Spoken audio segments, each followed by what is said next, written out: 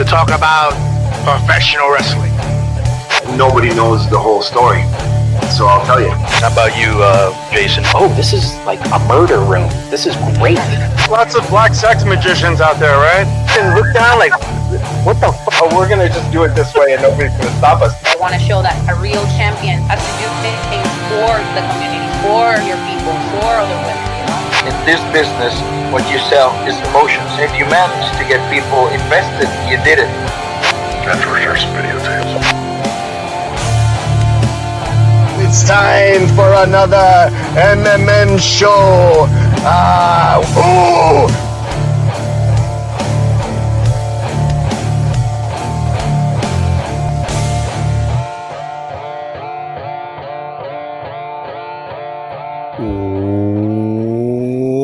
Welcome to another edition of Mass Mats and Ma'am. I'm your host, Justin Outlaw Harvey. You can find me on social media at JustinHarvey75. You can find the entire show on social media at MMMshow75. Damn it, I just realized I numbered this episode wrong. Son of a... it should be the same number? Yeah, it should be 238. I'll have to go in and fix it later. This is the 238th time you're joining us, not the 237th. I'm an idiot. Anyway, I'm your host, Outlaw, and this is my CMLL Anniversario shirt. I don't know if you can see that because the lights got all messed up now. I gotta do this. God bless America. I hate when that happens. What the? There's no screensaver thing when you turn your camera off now, by the way. Have you noticed that? It goes to backstage, but with mic active. So if I go back here, you can only hear me talking. I did that. You did that? Yeah, because we were doing the producer thing. Oh. Remember? When we were having the live, the Sakoma could be having his own show, and then we were like 20 of us on the other camera. Aha. Oh, we're supposed to wear our hat today? What? I'll be right back. Which one did you get, Bear?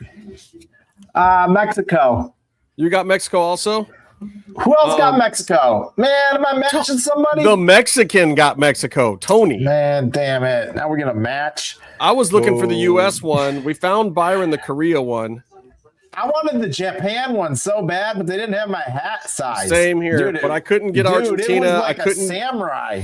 I couldn't get Portugal. I was like, I would take Japan, U.S. totally or France. Got you Argentina. I could have gotten you a snapback Argentina. At the no. airport. I said I didn't want Argentina. I can't do Argentina. Yeah. Can't do Portugal. Can't do Brazil. I needed U.S., France, or Japan.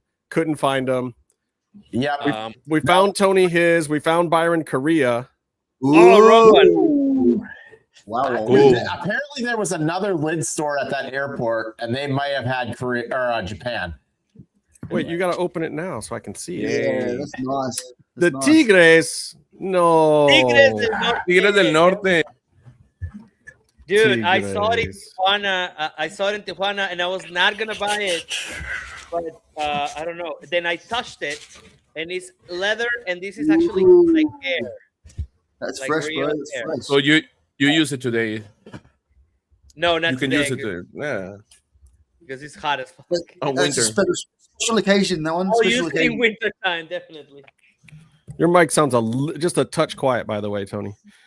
Oh, is it? Okay.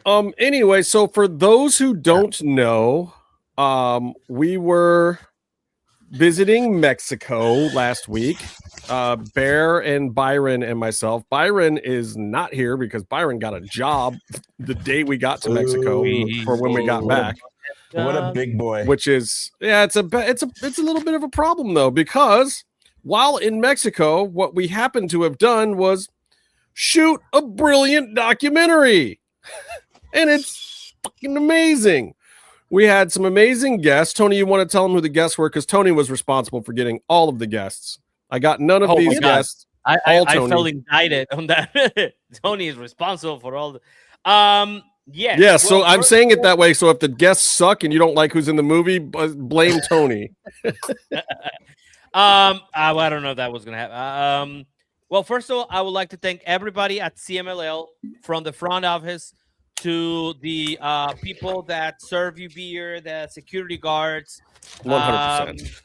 I want to thank everybody that's, the ushers, everybody that works there. It were 100. I want to thank Marcos Alonso. I want to thank Marco Alonso because he kept the arena open for us way past his time. After a show, just so that we could film an interview with Thunder Rosa.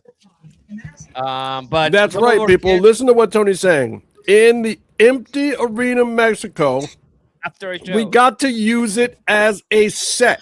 So good. So good. Do you know how much it costs to rent Arena Mexico for an hour? How much does it cost? Do you know what kind of insurance you normally have to do an event in Arena Mexico for an hour? We did it twice in one day. Do you need to have? Also, I want to thank the one person that said yes before anyone else. He's the big honcho. He's the boss. El Jefe. Salvador 𝔸𝕃𝕄 was the first one to grant us an interview. I couldn't believe when they said yes. Tony, you have to center. Hold on, Tony. You have to center yourself. We can't see you on the vertical at all. It's been a rough couple of days. You're off kilter. Yeah. Well, Berk is not visible. That's very Bear-like anyway. I couldn't believe that. Oh, whoa. That's kind of cool. I like it. I dig it. It reminds me of a club that we went to. Very disco. Friday. Anyways, Salvador 𝔸𝕃𝕄's room. He's not real. He was G'day, Goatsy. Because he did it first. Why is my chair so everyone else felt like they had to accommodate for us. So I will always be thankful for him to say yes. But then also we have Miguel Castro. You know, he is very instrumental in CMLL. He is new, kinda there compared to everyone else, I guess. He's making. But he works so friggin' hard, and he was the first one to be like, I'm doing commentary, and I know there's stuff I don't know, but I'm smart enough to know what I don't know. And I get excited about it, and I do more and more research every week. Like, that's what you want to hear from anybody in wrestling. Like, not that they're the best. You don't want to hear that all the time. What you want to hear is I'm doing my best. And that is a guy that is absolutely doing his best. Loved it. Yes. And also we had 𝔸𝕇ℎ, and then we had I like how he just brushes past 𝔸𝕇ℎ like it's nothing. Like the Undertaker of Mexico. Like the locker room leader, the top guy behind the scenes and in the ring, 𝔸𝕇ℎ. And he was dope. The bad son just. I think he will be fine if I just say it like he's humble enough that if I just say 𝔸𝕇ℎ, our good friend 𝔸𝕇ℎ, that it will be okay. No, but if we're gonna talk about 𝔸𝕇ℎ, it's I don't know. He's so humble. I don't know. If you 𝔸𝕇ℎ is everything you dream a luchador will be. There we go.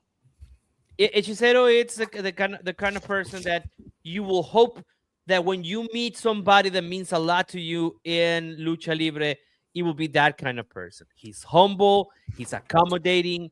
He is a fucking intellectual of lucha libre. That cannot be said enough. He is such a scholar of lucha libre. The way that he will let you know about how he feels about lucha libre and the things that he knows. I'm gonna tell you something. It's without the range of mortals. Like he's knowledgeable beyond. We had a little snippet, and I don't know if I can tell this about how long it took him to debut in wrestling. It's insane. That's what they say. The man that was born to wrestle. That's his moniker in the ring. And yes, I thought you were about to go to a clip.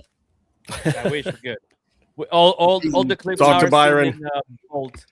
No, don't. We Don't should talk get- to we Byron should right meet- now.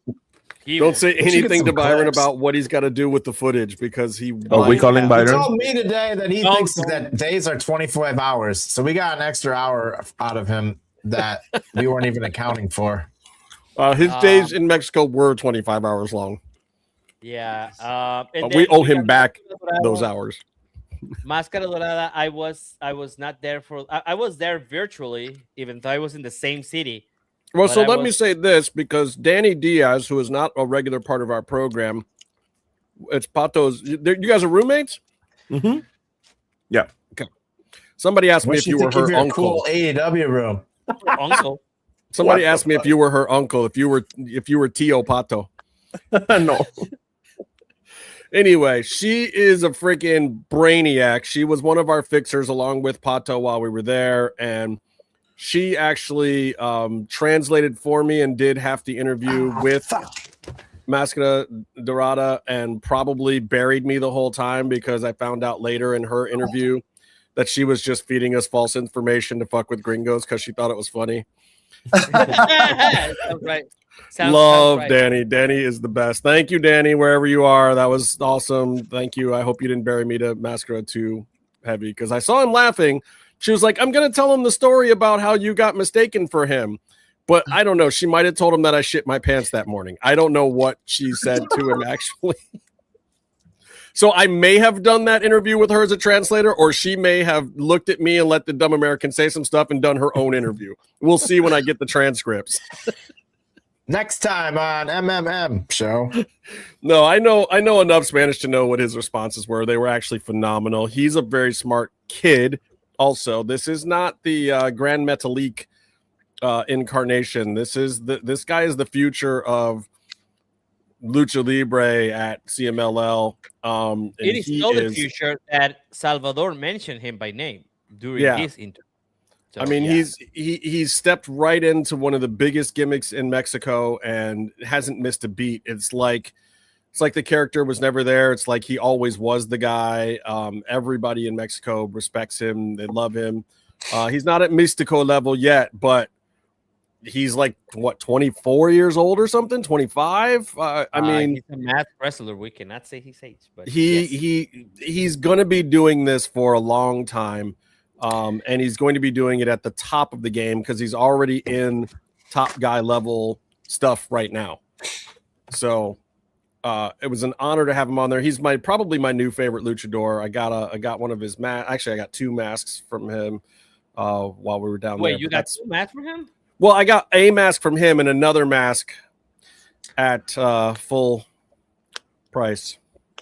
I think Máscara Dorada was cheaper than the one that you bought off the street. Yeah, not really. Let's just say 600 is a good number, and one of them was in pesos and one of them wasn't.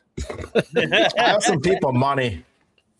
Oh, wow. But no, absolutely worth our time. That was a fun interview, and I actually did that one.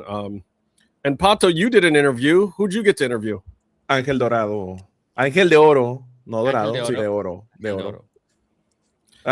One luchador from my... Wait, is he alive? Wow. Yeah, he showed up. Look at that weird hotel room he's in. Did you guys start the show yet? No. Yes, Dude, live. We're not on the air. You can say whatever you want. No, Does not your hotel live. have a drop ceiling? What's going on there? Fuck. Wait, are we 5 minutes in? Yeah, we're more than 5 minutes in. Yeah, we were just talking about Pato's Oh, interview sorry. with You Angel said I de could say Oro. anything I wanted. Oh, that was amazing. Thank you. Did you understand every word that I said? Of course. No. No. At least Byron's honest. Más o menos. Yeah. Good. Well, I did this interview in Spanish, but I'm hoping that you're gonna do a great work translating it. Oh God! By doing great work translating it, you mean by letting AI subtitle it for him when he cuts stuff? Yes. Yeah. I can. I'm just gonna I'm gonna vibe it out when I watch it. Like, this feels like a good quote. Amazing. Who else did we get, Tony? Who else did we talk to? We also got Veda Scott, Alvaro Riojas. Oh yeah. We got some of the talent that works sometimes at CMLL, such as Mike Bailey and Choco Kevin Knight. Crispies. Kevin. Choco Crispies. No. I stopped myself. We're Can you explain Choco Crispies? we're back in America. El Chocorrol. We were there. It was the Tuesday night show, and I was in the bathroom, but I hear a chant starting that did not sound like the normal chants, and it turns out right, you were not there a portion of the crowd, as I'm walking back in, I'm already like, what is going on? And these guys tell me when I sit down that a nice sizable portion of the crowd started chanting Choco Crispies at Kevin Knight, which is basically like a chocolatey kids cereal, but the chocolate-based cereal, yeah, amazing. So immediately, of course, when we saw Kevin Knight the next day, I had to what we bust learned his from balls Tony about is it. What we learned from Tony is that if it's in Mexico, it's not racist. It wasn't. It was a term of endearment. It's like calling Taya Valkyrie Huera Loca, crazy white girl, crazy blondie, whatever. You know, it's the same thing. It's totally good. Yeah. If we don't say anything, that Choco means that we don't like Crispies. I love it. I love. Oh my God, we're terrible. Yeah. It was funny to kind of see that. References. We are not a serious nation. Like we are just not serious as a country. That's what it is. That's what it is. Just like it was like you can't be mad at the chant because everybody who's chanting it is having a good time. Kevin Knight is in the ring having a good time. If that many people are having a good time, can you really be mad? No. Well, you are. Yeah, to be fair, when you brought it up to Kevin, what? He laughed at first because we were recording, but then after the interview, he was like, "I don't know about that Choco Crispy shit." he didn't know chanting that. So you told him. Yeah. Oh, that's good stuff. He didn't get it. He didn't get it on the night that he was wrestling. Yeah, that's true. Who else do we got? Well, of course, we got Thunder Rosa to be on the show. To be on. Oh, you missed me putting you over, Dani. I put you over, and I'm glad you weren't here because I wouldn't want it to go to your head. Not one single bald guy escaped the pinche pelon chant. Bro, yeah, people gotta go with that shit. Pinche pelon. There was a lot of that chant going on once AEW showed up. Yeah, that is true. Yeah, it went the whole night of Grand Slam. Let me tell you. Yeah, you're forgetting. Johnny Robbie. Tell us about Johnny Robbie. Johnny Robbie was more of a informal launch thing that we set up because we were tired of being in an office just interviewing people. But I think we got something very, very, very important. But from it was supernatural. I love Yeah. the part that she was talking about how she's kind of accepted as the new incarnation of what's Mexican. People understand that she is Chicana from the States, and that is also a part of Mexican culture, which I thought was a really important statement. Like, she's not trying to be Mexican from Mexico. She's trying to be Mexican Chicana from the States. She's a Mexican American, and that part of the culture is really important too. She wants to make sure it's represented, and people are accepting her for it. Yeah, I mean, it's like, you are not. But well, if we get complicated, California was Mexico at one point, right? So a lot of people. I mean, only technically. The border did not cross them. They got crossed by the border. Well, yeah. So what he's saying, Byron, is if you thing. come up the Gulf of America and then you take a left into that other portion, that used to be part of their. That's the joke, Pato. That's the joke. I know. Gulf of America. You say what the fuck? What is the Gulf of America? Anyways, so technically Byron is Mexican. No, because he's from Connecticut. Yeah, he was a Yankee. He is the I have lived in a Yankees few Yank. places, He but I was born in Georgia. so he the is state. he is both a Union and a Yankee. So Not the county. I played both. I played both sides, Oh. so I'd come out as the winner. both sides. What is that thing? That's a Wait, what do you mean he played both sides? Hold on. We Yeah, gotta go no, back. yeah. What does that mean? We need to have a How do we full screen that? clarification on that. There we go. Everyone What? quiet. I want to hear the dog. What is it? Tissues in the back. That's weird. Dog, how many mayhem the dog- stars do you give Will They're all Ospreay? soft, man. They all are soft. Give us your pop and drops. A labradoodle. Oh no, don't start that. Dog, give us your Pops pop and drops, guy. See how Byron's got a pop, I heard. Drop is people doing Pop. late night podcasts when she's trying to sleep on my bed. Pops, chew toys, drops, cats and mailmen. Well, this What is the okay. fuck? Cats and mailman? Wait, what? Yeah, for She the actually loves dog. cats. Well, this is the reason why. This is the reason why it was so important for Thunder to win the Mexican National Championship.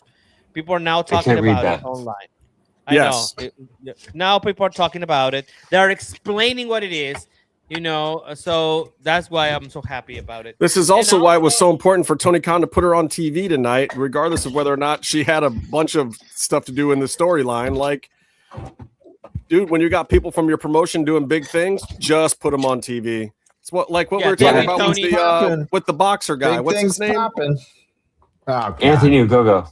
Yeah, Ryan. go. Oh, It's just God. like just put him on TV, TK. Like put him Doing what? put him in a 0 hour. He's as good as the Doing Costco what? guy. No. Spotlights it. Why is Barrett And so also, I'm gonna call him right now and tell him you don't like him. It's not that Oh, I also- don't. I don't get it. You don't get you don't have to putting get it. Thunder on That's why you TV just put because on she's the TV. Mexican national champion. The boxer. Wow, I dude. can't believe you said that. Oh, Aloso. Anthony Agogo? Anthony Agogo's Yeah. great. I know. You keep telling me. I haven't seen him in like a long time. Yeah, he still works That's for the the company, believe it point. or not. That's the problem. Hey, He's what the guy time who is it has in a. London right now? What time is it in But London? here's- It is 6. He's It's got 8 an hours from Instagram Mexican time. following, is what you guys tell me. He's got an Instagram He's following. an.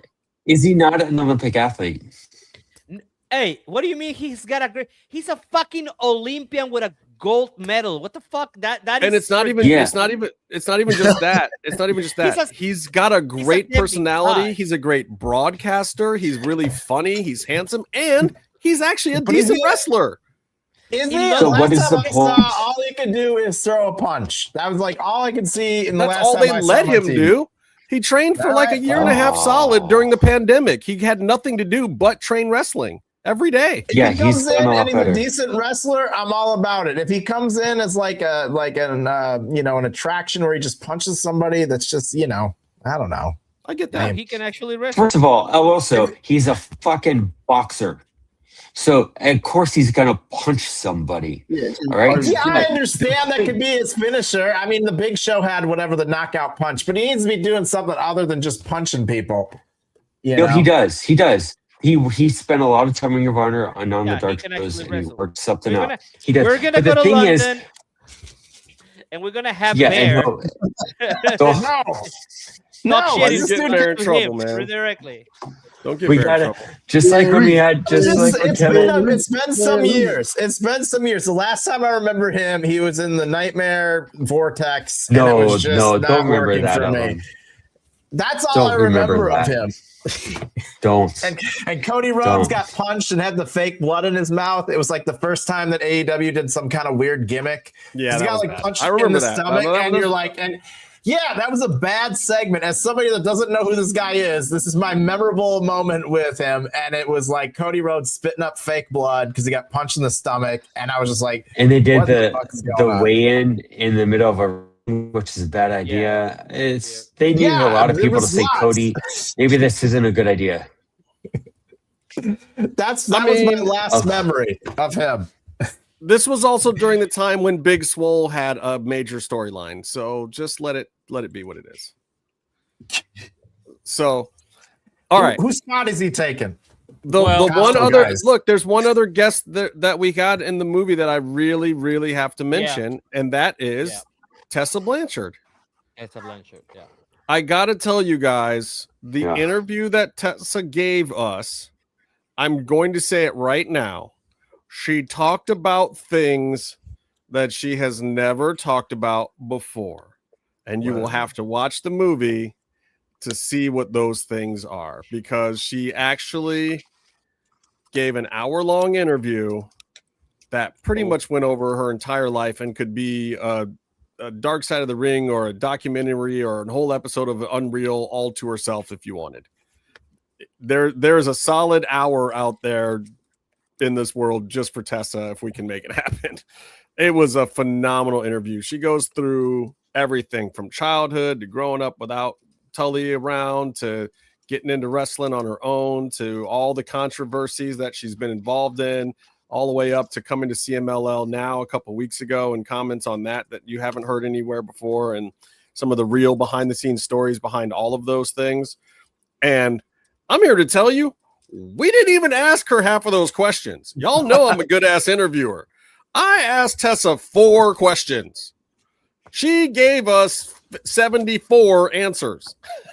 One of those questions was, "Hey, how you doing? How are you?" Literally, the interview started before the interview started. I'm just like, roll, guys, just roll, because she just started going. They're got to have his Netflix moment where he's micing her and she's talking like they do in the real movies. She was ready to talk, and I talked to her ahead of time, and I was like, "Look, Tessa, this is not a dirt sheet thing. Like, this is, you say whatever you want to say. Like, this is the perfect environment because it's not just focused on you; it's focused on something bigger. So, like, you tell us what you think about Lucha Libre and why you're down here doing Lucha Libre. That's what this interview is about. And in the process of doing that, she gave up the goods on everything, and I think people are going to be surprised and impressed with what she did on her own, completely independent of anything that we had to do with it. And I told her some of my concerns in the interview. Network. I told her some of my concerns while we're doing the interview. Like, didn't you know me? I didn't mince any words. I was very polite. I'm not going to be rude because that wasn't the point, but she did not shy away from anything, and I'm really proud of what she did there. And I can't wait for people to see some of that. And look, I know some people are going to be like, "Oh, fuck that. Why did you guys interview her?" Okay, come at me, bro. Like, when you see it, I think you'll understand why I interviewed her. I think you'll understand exactly why she was one of the top people that I was hoping to interview for this. And you can make your own opinion. That's the point of documentary filmmaking. I'm not trying to give anyone opinion. What I'm trying to do on my side of things, and I know what Tony and Byron were really, really trying to do, was show people what's there, show people what's available to them, and you make up your own mind. If you think we went down there with some preconceived notion, we had no clue what the fuck we were getting ourselves into half the time, especially me and Byron. Like, and Bear was like, "Oh, Grand Slam, cool, I'll come down." Like, Bear didn't know. I had no idea. Bear had no idea. Bear was there for 7 days and still not 100% sure what happened down there. It was kind of a blur. It was great, and you guys will get to see the doc, and you'll get to decide for yourself what the value for the world is of true Lucha Libre in Mexico City. And if I mention something about the interview with Tessa, is that I hope that people take away exactly what I have taken away from her for the past year, and this person that she is right now. That like I said, every interaction that I have with Tessa Blanchard is a good interaction. She is beyond a locker room leader. She is accommodating. She's been a great person to me every single time. And there is nothing like this is the Tessa that I know. I don't know about the Tessa in the past, and I said this in the interview. This is the Tessa that I know, and for me, she's been for a great person to be around when we are at CMLL every single time. And I am thankful to her for giving us and trusting us with this interview. And I hope that everybody sees the person that she has grown into. That's all. Yeah. And I hope everybody realizes that she knows the person that she was also. And she says it herself.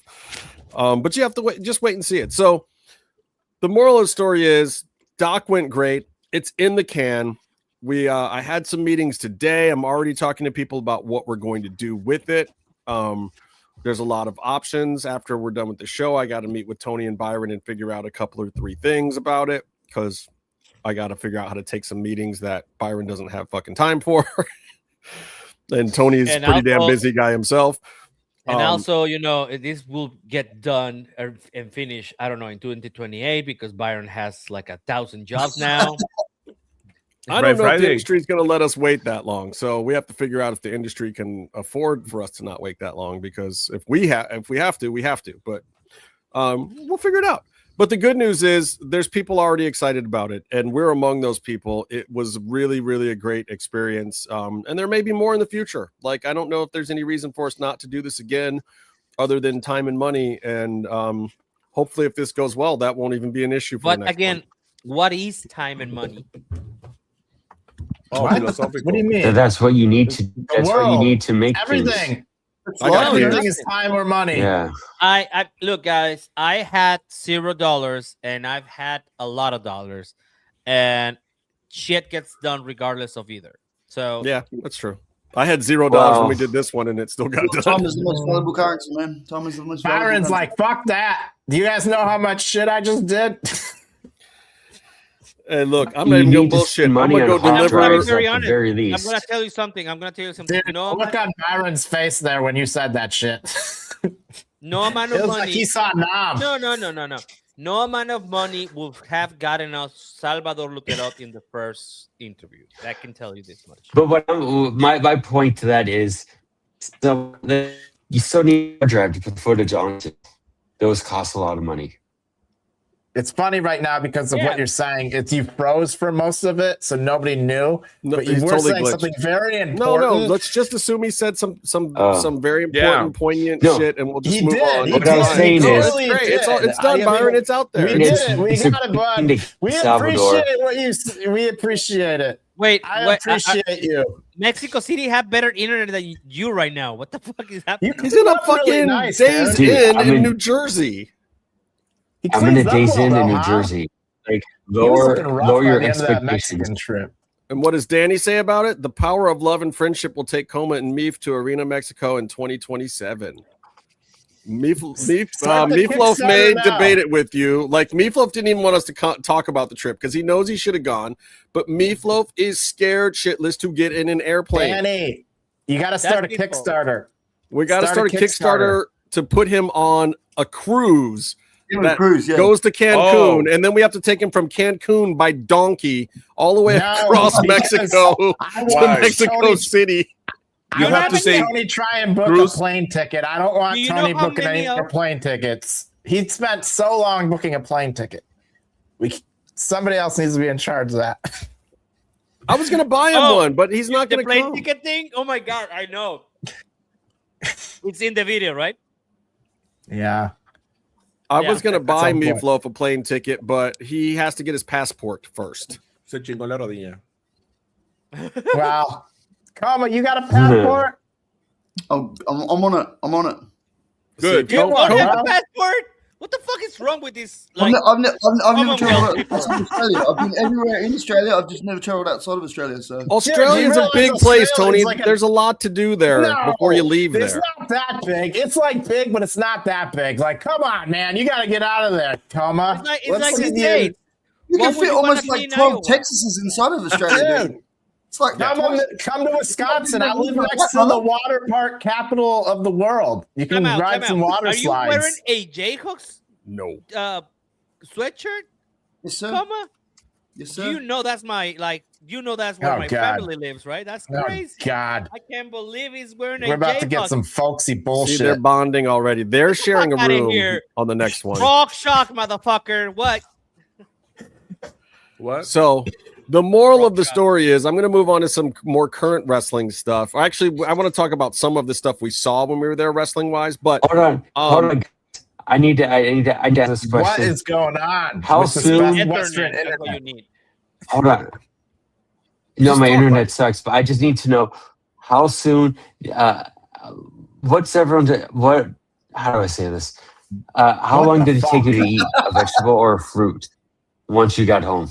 Brother, in the airport, and I filmed it, and I Yes. sent you the footage.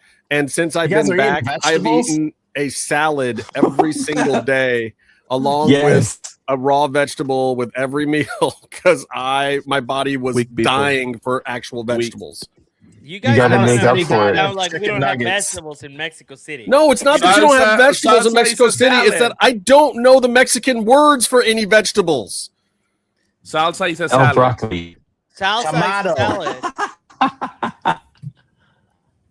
I got salads while we were there too. You guys saw me. I ate 2 salads while we were there. 2 whole Yeah, we're like, salads. what the fuck is Justin doing? I'm also used to eating fresh fruit with every breakfast, and even the nice places Yeah. we went for breakfast didn't really have a ton of fruit.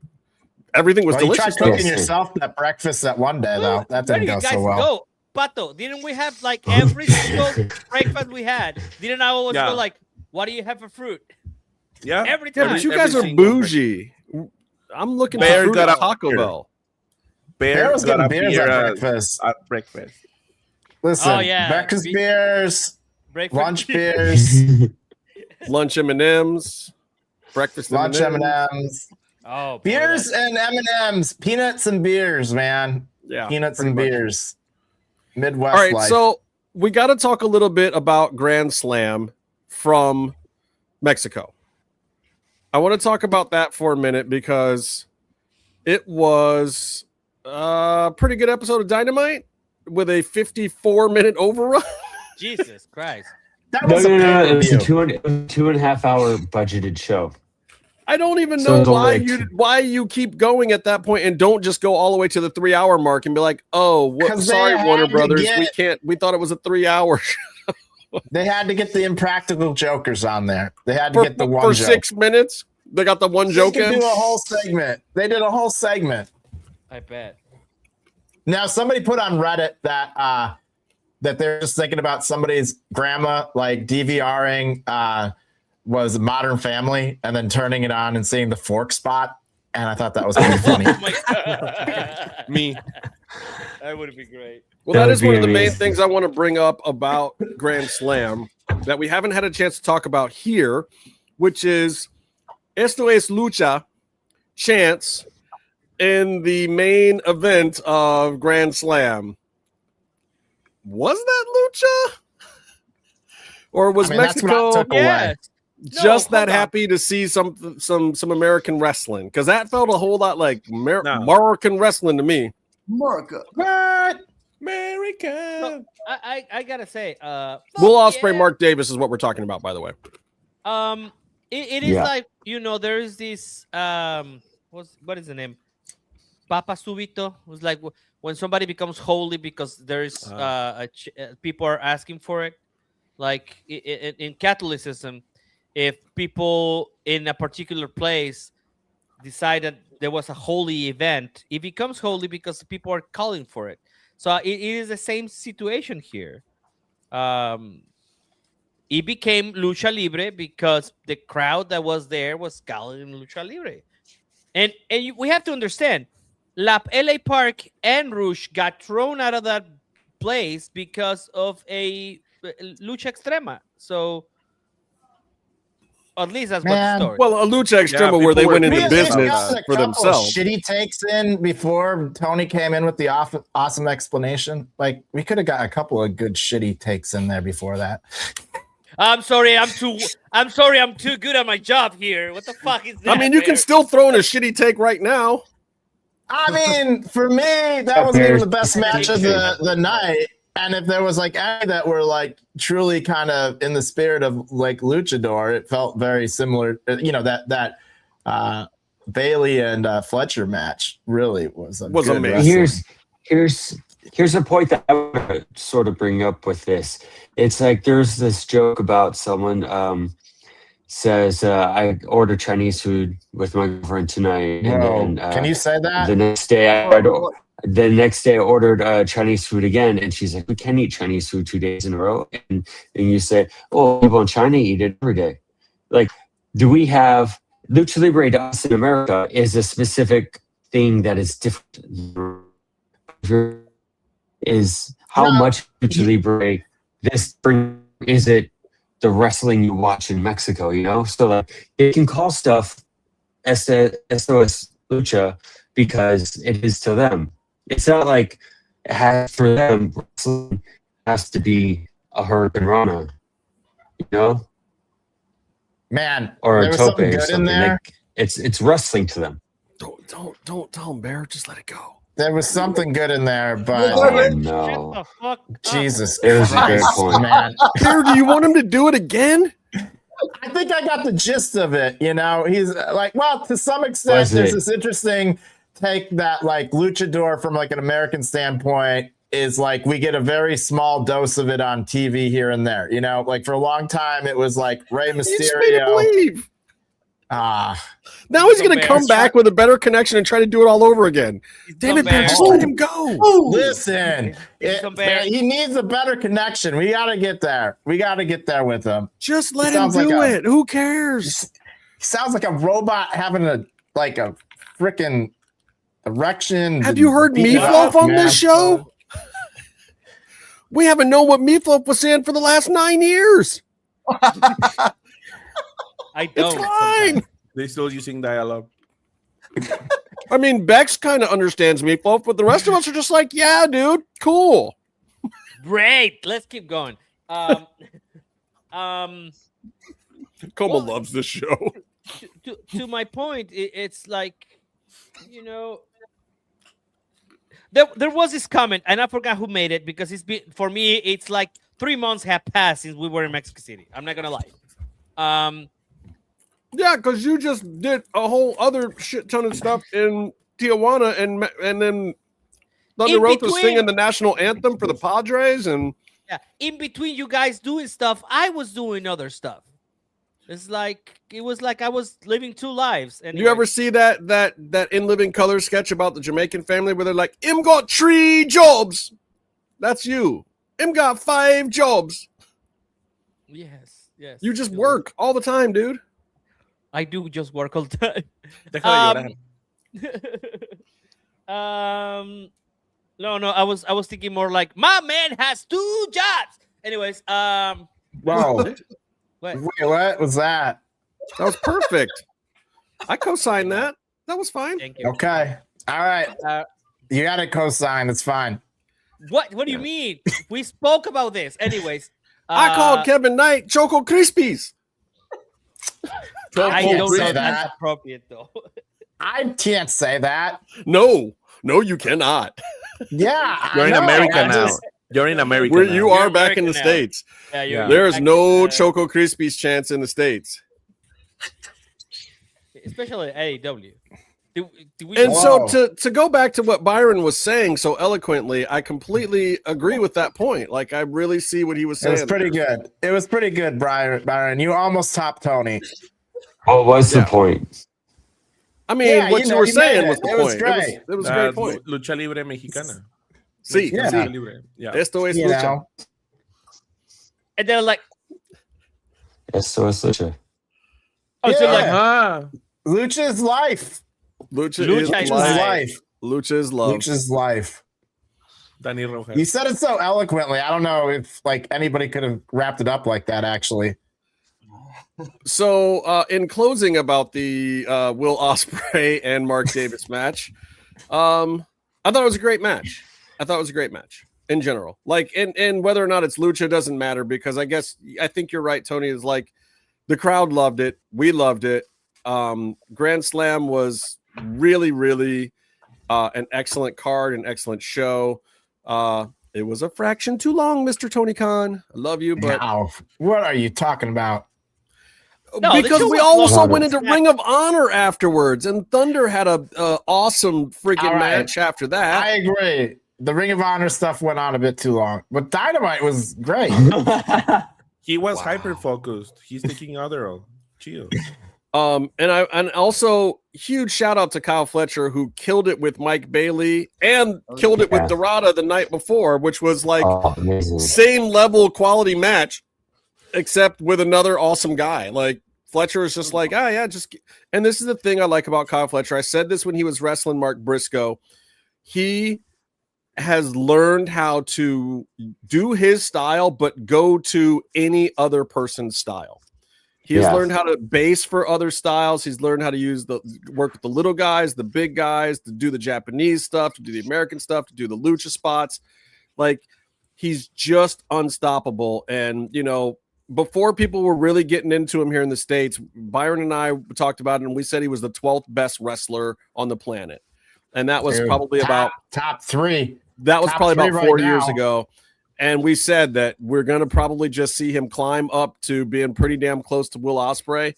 And as actual in-ring wrestlers go, I think I got Ospreay, Fletcher, and Kevin Knight probably in my top 5 right now. Yeah. But at least top 10. Takashita's in there. He's so Takeshita. Takeshita's in there.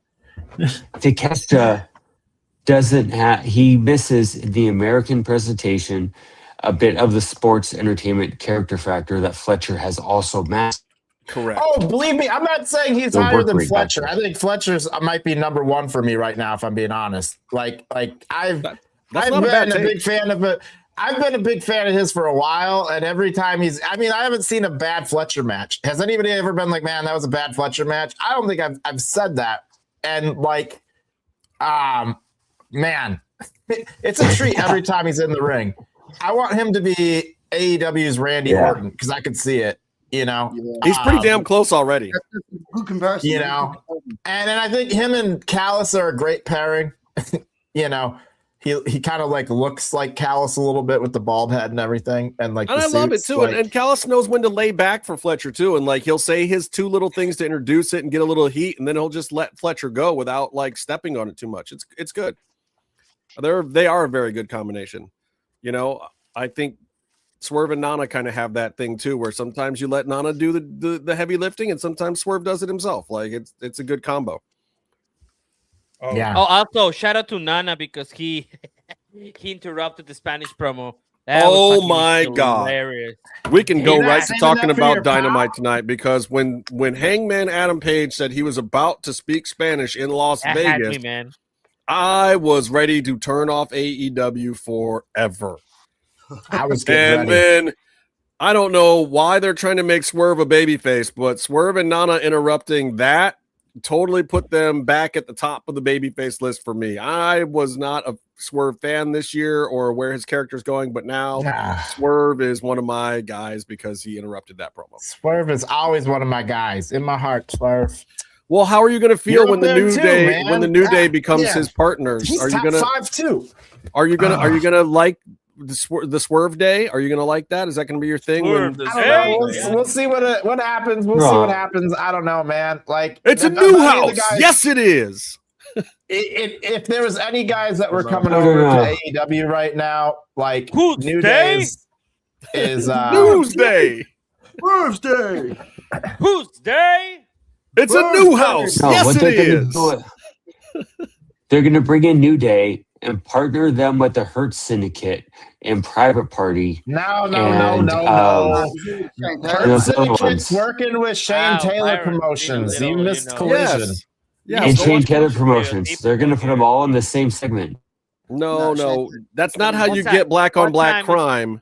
First, you put Swerve with the New Day, and then you make them face off against Ricochet and all those guys, and then they fight Bobby Lashley and Shane Taylor and all those guys. That's how you create black on black crime in AEW. Why? Because the light skin. We're not trying to create that. But why? No, How you they're gonna trying to put- copy how you gonna put- WWE with what they did with all the Mexican guys when Santos was still there. It's AEW's Okay. version of the LWO versus the LWO versus the other LWO. And I love how. But how you going to put Kofi in a segment where he has to break into someone's home? Yeah. Kofi can't do Swerve shit. Actually, to be fair, I don't know. It'd be great because guess what? The alarm could be on the floor, and like he'll never touch the floor and set off the alarm. He'll like go from the ottoman to the coffee table to the fireplace, and it'll be great. And you'd have Austin Creed in there being the nerdy guy that's kind of like, guys, we shouldn't be doing this, guys. I mean, let's be honest. Let's be honest. When No, what Austin happens Creed is- comes when Austin Creed comes to AEW, he will wrestle 2 matches, and then everything else he does there will be playing video games in the back with other guys. That's what I'm saying. When they Actually, when that would no, be hilarious if they were gonna breaking into the house and then they got to the room and Austin Creed was already there playing video games. They're like, "Oh, it took you guys long enough." exactly. Book it. Book Exactly. it. And then You know Hangman what we're can gonna burn it get? We're down gonna- with them in it and put a cross on the lawn. We're gonna get a segment where Austin Creed and Kenny Omega play Street Fighter in the middle of a ring together. Yes, in an arena. No, don't in a talk 50,000 that seat. into- Don't talk that into a thing. What do you mean? That is the thing. That's totally what's going to happen. Why do you think he's signing with AEW? Austin Creed doesn't want to wrestle. Austin Creed never wanted to wrestle. I think I think there'll be a great signing. But also, a lot of people are going to be great signings, but is there going to be room for them? No. Or there's not going to be room for the Rascals. No, I love the Rascals. I just did that to make Bear angry. Bear, where's your angry. Meefloaf? Oh, and also, where's your Meefloaf mask? What? Your Meefloaf mask. It's in the other room. Meefloaf isn't even here. How are we going to torture I Meefloaf know, when he's not it's even not here? Then Bear's got to turn on real lights. All right. Before I go back to CMLL from last week, because I do want to talk about the Grand Prix a little bit, but we're already on Dynamite, so there's no reason not to talk about it. I heard this was Me's favorite wrestler. Oh, you did not buy that. Oh boy. Yeah. I heard this was Me's favorite wrestler. Now we're here. Fuck. He's gonna come on the show. Murder us. Are you trying to put it? Yeah, there it He's is. gonna come on the show. I finally found a wrestler that we both like. They told me this was your favorite wrestler when we were down there. I said, I gotta get this. And then when I heard that Meef really liked him, I was like, this is dope. Me and Meef never agree on anything. And like, how cool is it? I looked up his matches on WWE. I hadn't really watched much of his stuff, but it's awesome. There's so you know much what the funnier right part is gonna be? That he's gonna hate watch Seiko's what's it called? The Seiko sessions just to hate on you. Oh, yeah. I hope so. That's amazing. I have somebody passionately watching me. Can we talk about Chris Statlander? We can. Why? I don't want to. Everyone's like, oh, do we have to? Because I'm going to say something I don't want to say. Let's talk about Persephone. I do want to say it. Like, I love Chris Statlander. Chris Statlander is awesome. I love the presentation. I think she's hot as balls. I think she's a great wrestler. I think everything she does inside the ring is money, except for when she talks on the microphone live. It doesn't work. It was bad. I want to see Chris Statlander succeed. So, like, what are we doing wrestling podcasting if we're not going to come up with constructive criticism for the people we want to see succeed that are not succeeding? And I love that Tony Khan is still giving her a shot, but dude, we've got to figure this out. Like, Chris Statlander equals backstage pre-tape, like, and crafting and a producer, and like, she can be a great talent, but she's also a great talent that needs a little bit of hand-holding with the promos. So let's just hold her fucking hand. How complicated is this? It's not hard. To counter that, do you think that Ricochet's improved his mic skills? Absolutely. Yeah. Right, so put her in a position like that then, because I mean she's got to get the confidence somehow, and like she said, she's got it all, but that's the thing that she needs to. Well, okay, but part of what got it for Ricochet is he was allowed to be a heel. He was allowed to feel himself with the character, and honestly, he got to be around some black folks that he vibed with. I don't know if that's really been the case in Ricochet's past, because Ricochet was very Kentucky in the past. I gotta say, he used a couple of words that I was like, is he allowed to say that? He is using the N-word on the twit machine now, and I know that. No. What is that word he used today that I was like? Oh, he used some regular other slang. Well, he used the N-word on Twitter recently, and everybody was like, "Does Ricochet have his black card?" I thought he was from Paducah. Yeah, but he claims Vegas now, so. It's tough with Stat, man. Like I got root for her. I really want to see her succeed. I don't know what is missing in the promos. I can say that like tonight I got just as much as if she had been celebrating and if Persephone came out and like interrupted her celebrating. Like when Persephone came out, that did just as much for building whatever promo or because you felt it then, because you actually felt something when you see them. But during Stat's promo, like, are you feeling anything? No, other than so bad for her. So like the end of the promo did deliver like a build up to a program, but I also didn't need the promo to get that build up to the program. She could have been celebrating and Persephone could have came out and that would have done the exact same thing. And I don't know. I think part of it is like good promo work comes from good character work. You got to know who your character is. And I still don't know 100%. I don't know if she has a character per se. And I don't know. Sucks. She's so good at a lot of things.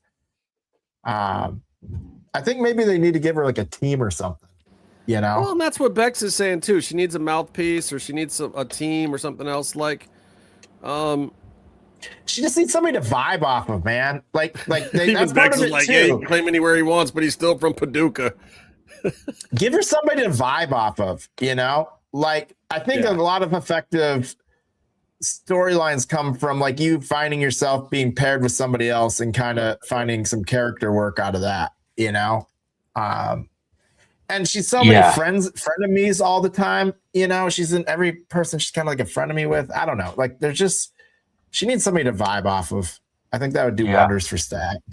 Yeah. And they've tried it, but it's like, it seemed like they really wanted to do it with Mina Shirakawa. And it's like, okay, but Mina has been benefiting from having other people connected to her, you know? And they did it a little bit with Thunder, but then like that storyline ran out and it didn't really make sense for Thunder to be in there.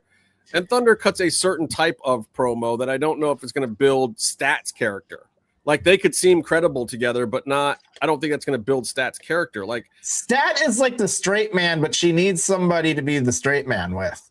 Like, well, and she had Willow for a while, but I didn't think that was that good either. Because it can't be Willow. It could maybe be Harley. Paid off.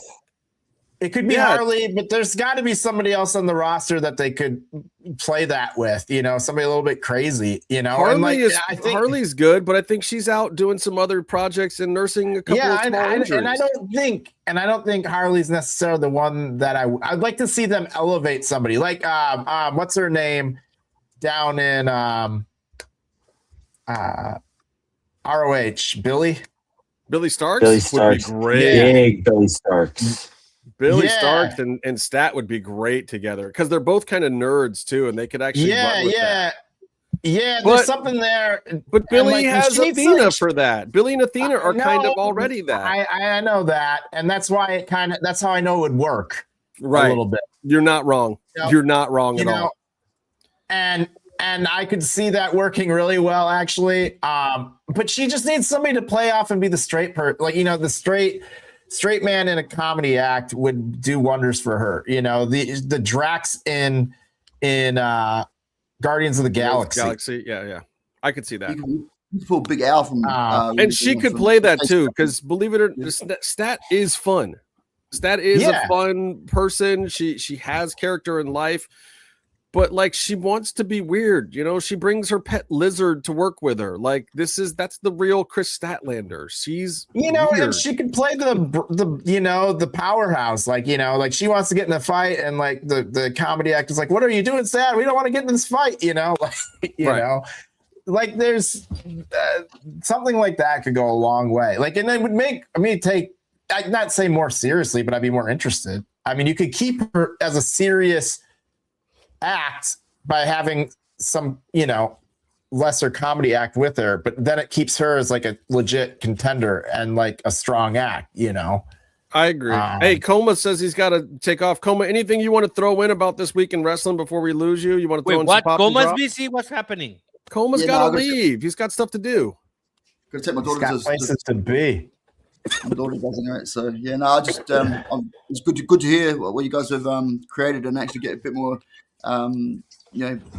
more of an idea about what was going on over there. I know you were doing your documentary and stuff like that, but it's good to hear what's actually come out of it. So, yeah, we're happy to find out what we were doing too. Have you still got your kidneys, mate? Yeah, I won that bet. I forgot to check.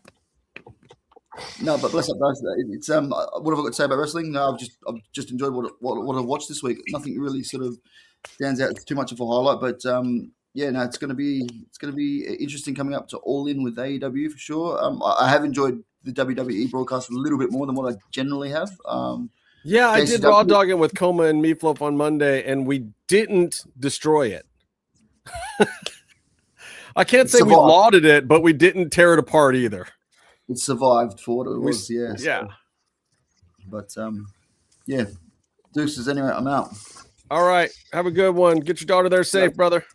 Always. Later, Bye, 𝔸𝕃. So, I mean, that was the stat thing was a little weird. I gotta say this.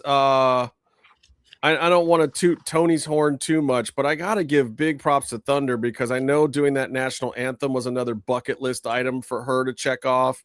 She did all the media, and it's still making the rounds from winning that national title, which was a week and a half ago now. That was the first thing that we saw in Mexico, and the media is still coming from that. The Friday night match was freaking one of the best tag matches since her and Holidead were doing Twisted Sisters, which was Tessa and Thunder versus Persephone and Olympia. Yeah, the one at Grand Prix. Because there were 2 Fridays, so no, the first Friday was her doing the national championship and winning the belt, which was an okay match. I'm not gonna say it was something that it wasn't. It was fine. It got her the belt and she took care of it. I don't know if that other young lady was really excited to drop, but it happened, and everything after it was gold. The Friday Grand Prix match, though, was great. And I saw Lucha blog today was posting, like, you guys keep telling me there's some kind of feud between Thunder Rosa and Persephone going.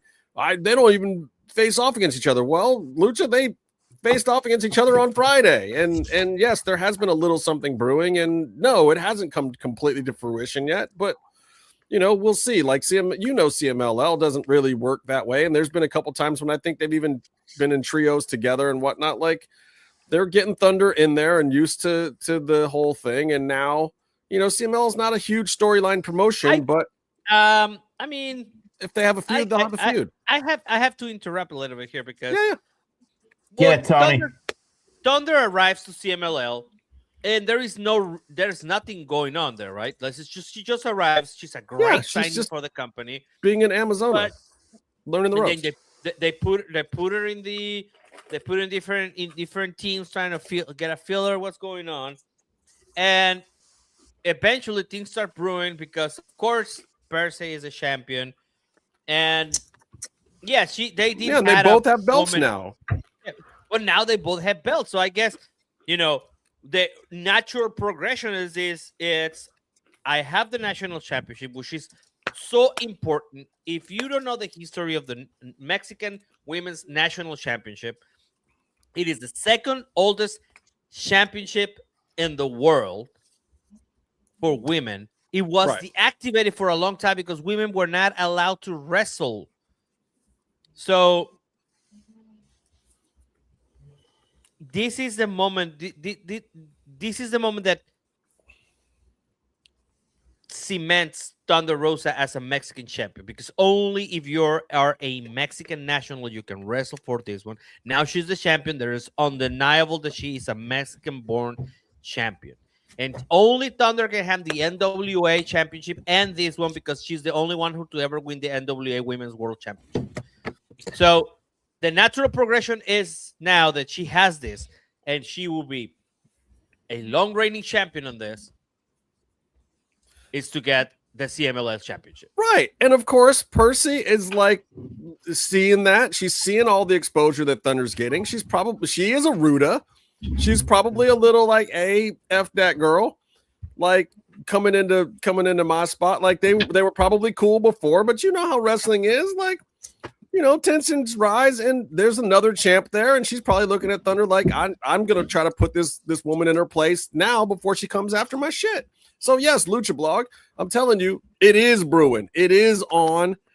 We'll see what CMLL or AEW decides to do to book it, because they both work at both places now too, by the way. So I think you've got some interesting potential there. So everybody go harass Lucha Blog and tell them like, hey brother, we want to see this, and it is just getting started. So keep your eye on it and report back to us and tell us all the cool shit about it as it develops. We saw Rob Viper was down there on Saturday. He was probably, I'm sure he was there Friday too if he was at the Saturday show. He was there the whole time we were there. We should have linked up with him, but I didn't notice he was there until later. I mean, if we had known, we would have put Rob in the movie. So sorry, Rob, we'll get you in the sequel, brother. But anyway, like I thought that was interesting. But the other thing I want to say is we have to give props to Thunder too for a lot of the documentary stuff, because she wasn't necessarily actively trying to help us make the documentary and everything, but her existence alone made a good portion of this documentary, either through her connection with us or with Tony or knowing Pato and Dani now. And, a lot of these people know her and are connected to us through that. And so big thank you to her for being a part of this too. Just a banner week for her and Tony and Andreas and their whole team, with the various appearances. And Tony's making a documentary with us at the same time as running Thunder all over Mexico. And there were two completely separate things. Not a conflict of interest for him, completely different things. He would deal with the Thunder stuff first and foremost, because that's his paying client. And then he would come and make the documentary with us the second he could get away. And it was actually really cool just to know that like so much stuff was getting done. And her storylines in both promotions right now, I think, are perfect for where she's at. And then she got to sing for the Padres. Crazy.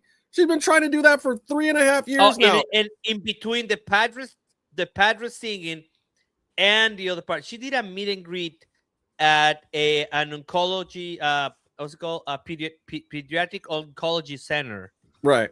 In Tijuana. Pediatric oncology center. Yeah, pediatric oncology center in Tijuana. So that kids with cancer. Oh my God, I have a story. I'm gonna tell you off the air, but we're making a what's it called? A kid's wish, make a wish kind of a thing. It's gonna be beautiful. I just remember that right now at the top of my head. It's that the whole story is crazy. The kid has been cancer free for 3 weeks. And we're going to take him to Arena Mexico in September. Oh, that'd be cool. Yes. That's with so his awesome. family. So, yeah. Yeah, it's that I was like, oh, boy, I was like, no, you know what, mijo? We're going to take you to Mexico to watch Lucha Libre. Well, kudos, just a banner week for you guys. And I'm loving the stuff that we're getting on TV. I like that they threw her into that storyline today. It made sense to me. I like that, and especially if they're going to branch off into some Percy stuff, like I'm here for it. I know Meefloaf, I'm sure, or would not. Meefloaf would say it was stupid.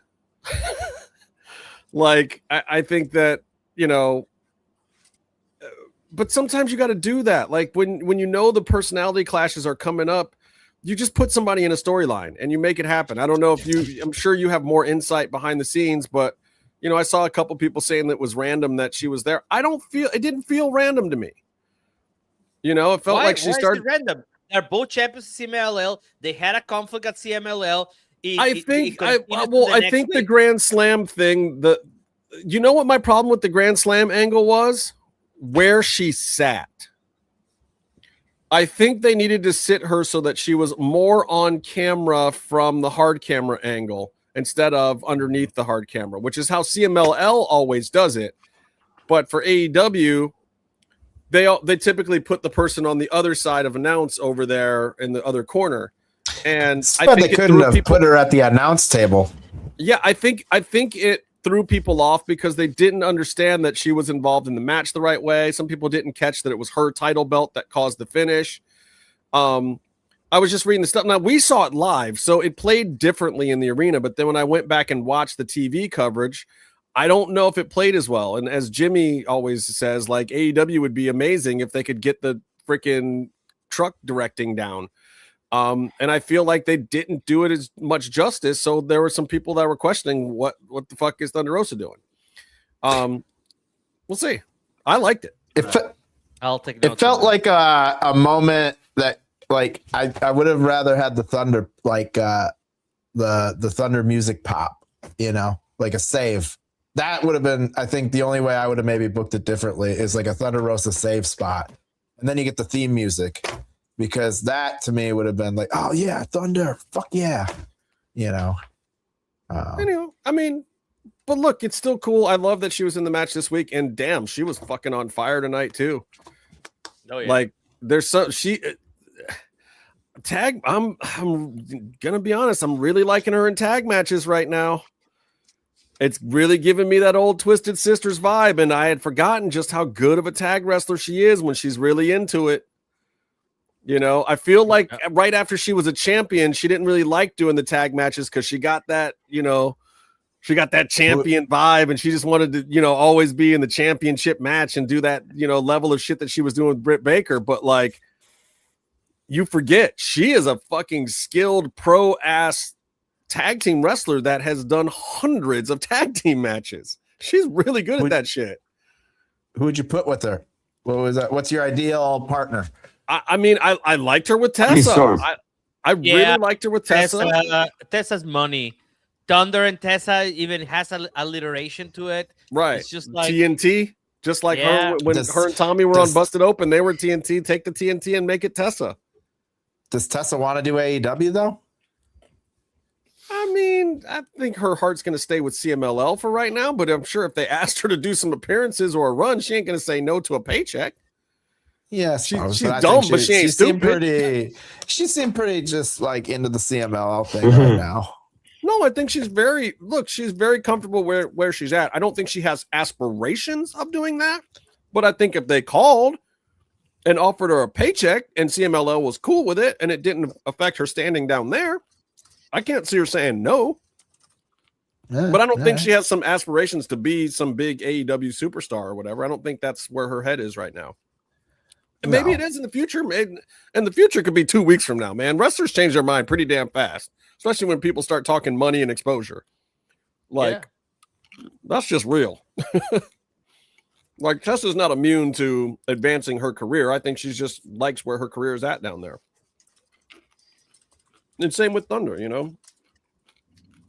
Anyway, I just wanted to give you guys props because thank you. Just going through my mind in the last week and a half, the amount of stuff that the Thunder Rosa product, which is, you know, several people. It's not just one person. Like Melissa is the person that has to go out there and live the character and be the gimmick and everything, but it is a brand, and there's just so much going on in that brand camp that you guys got done in the last week and a half that is absolutely fucking incredible.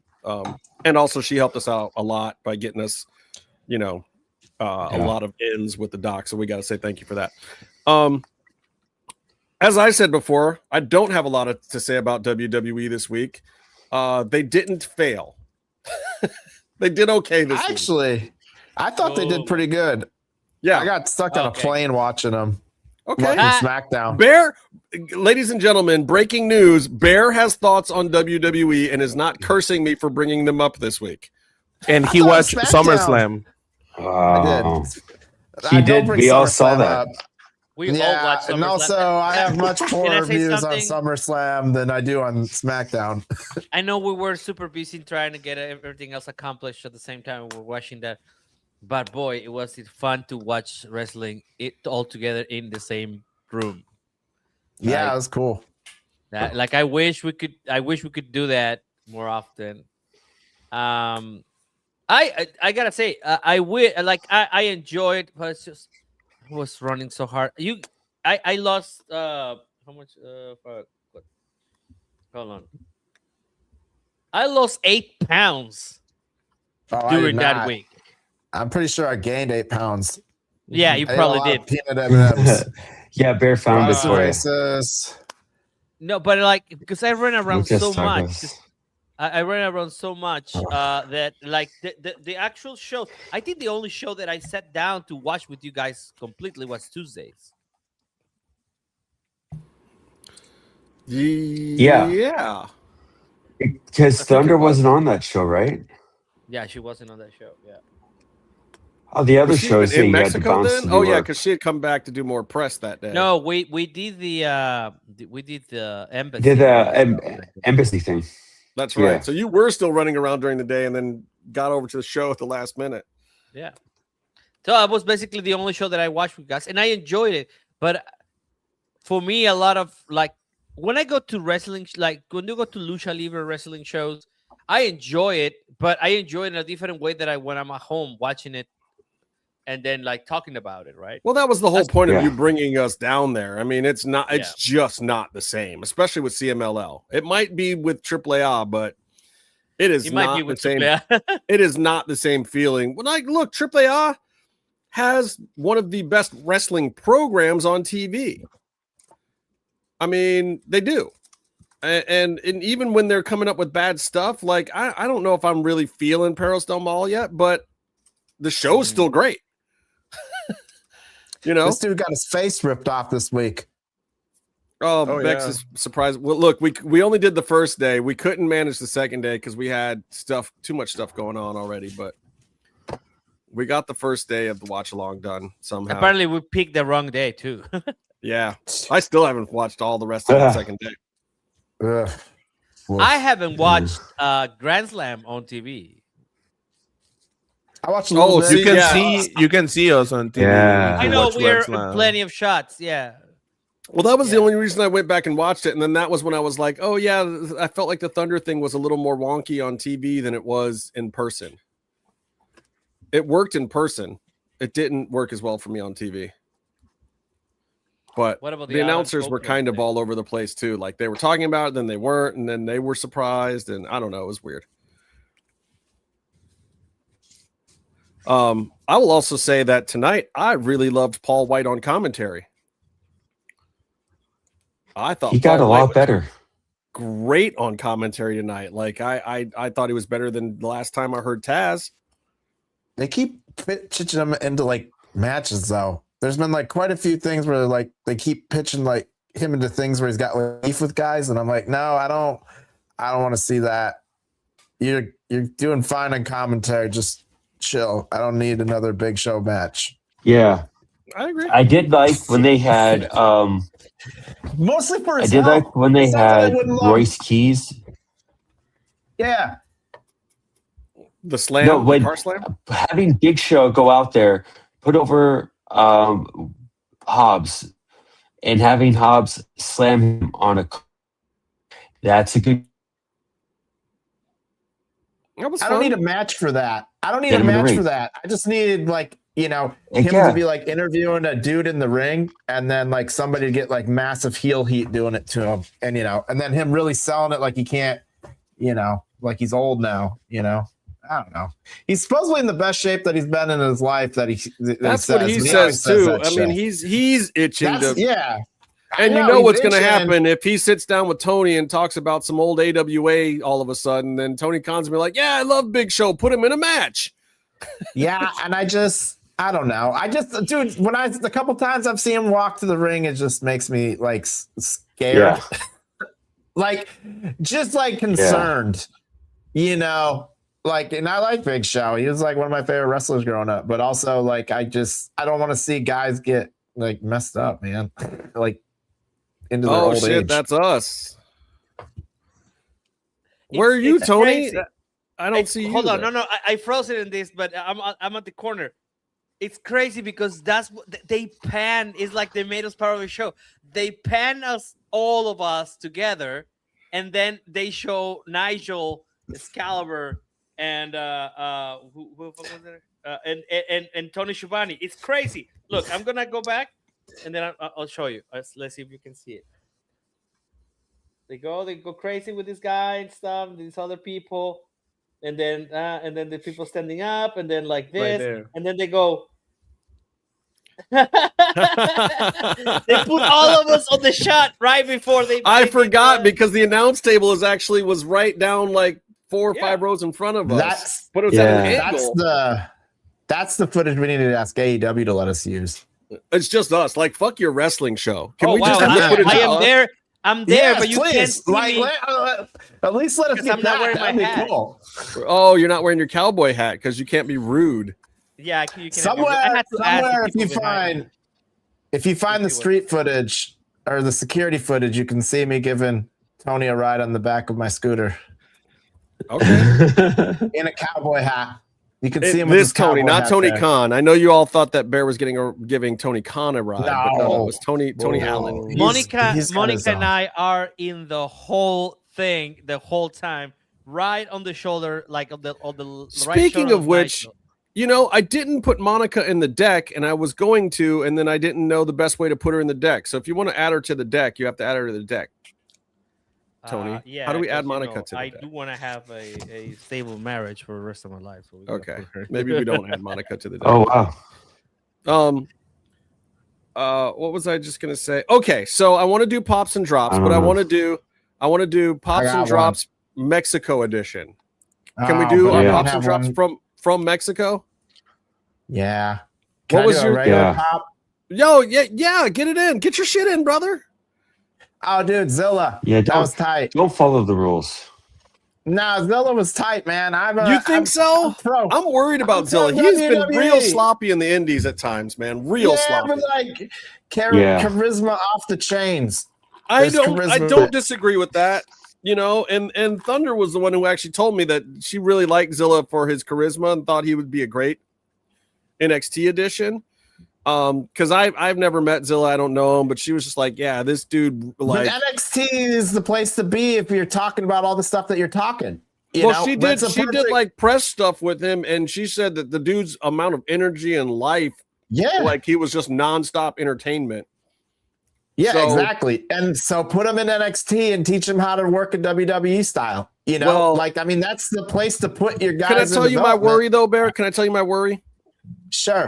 Have you seen Jey Uso wrestle? I think Zilla is better than Jay. Ooh, I think Zilla. I think he has botches more- just as much. I think I'm not right saying he's now, better than, like, can Jimmy. teach. I'm saying right now in NXT, this is the time to. So you're saying Work you want to those- teach a new dog old tricks? Yeah, Oh, Okay. I'm saying, spend some time down in NXT and work on your in ring work. Tap into that charisma. And by So the we're time not he gets talking onto any the like main show up roster- in the bloodline next week shit. Like we know that this No, kid I'm needs saying- 2 years at Oh Oh NXT. my God, no. I'll be honest with you. Oh I'd my rather God, see no. Bloodline show up in NXT, and I could see where that could be a thing. Like Well, I Let can Heyman see go where a down. couple of them might need it.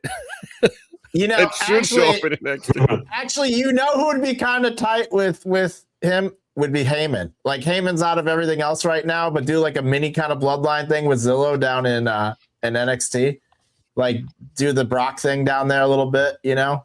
Like Yeah. I could see that be kind of cool. And then, you know, I mean, that's what they when did it with comes up- Oba. That's what they did with Braun Breaker. Yeah.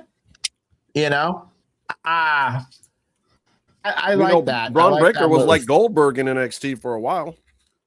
Yeah, but the difference between dude, like Where's Braun Zilla's Breaker? got some chops, man. Like he's not like just a Division I athlete that they're bringing in. I mean, like that dude has been wrestling for like 2 or 3 years now. You know, he's held championships in other 2 or 3 places. years. What? How long has he been wrestling for? Yeah, no, that's right. 3 or 4 Yeah. years 2-3 is Post- not a long time. post pandemic. I mean, it's more than some people have. You know. Okay, it's more than I've been wrestling. it's more than Trick Williams when he got to NXT. Yeah, that's what I'm saying. In a development brand, like he's got like a little leg up on some people that are down there. You know. Kendall Gray. I could see him Okay, excelling Kendall in Gray. NXT. What's taking so long to do something with Kendall Gray? Because she's brand That's a new. question. She's totally green. She's great though. She's a natural. But like, give her some time. Okay, but is current Kendall Gray worse than Sol Ruka? Yes. Disagree. Yes, I think she is. I think she has a much more limited move set. I think she has less ability to control the crowd than 𝔸𝕗 𝓞ℕ does. I think she has less ring awareness, and I don't think she could work a big ring either. I think she could learn it very, very quickly, but she's still, I think she's still learning some basics. I think she's still expanding her move set. I think she's still learning how to work the crowd.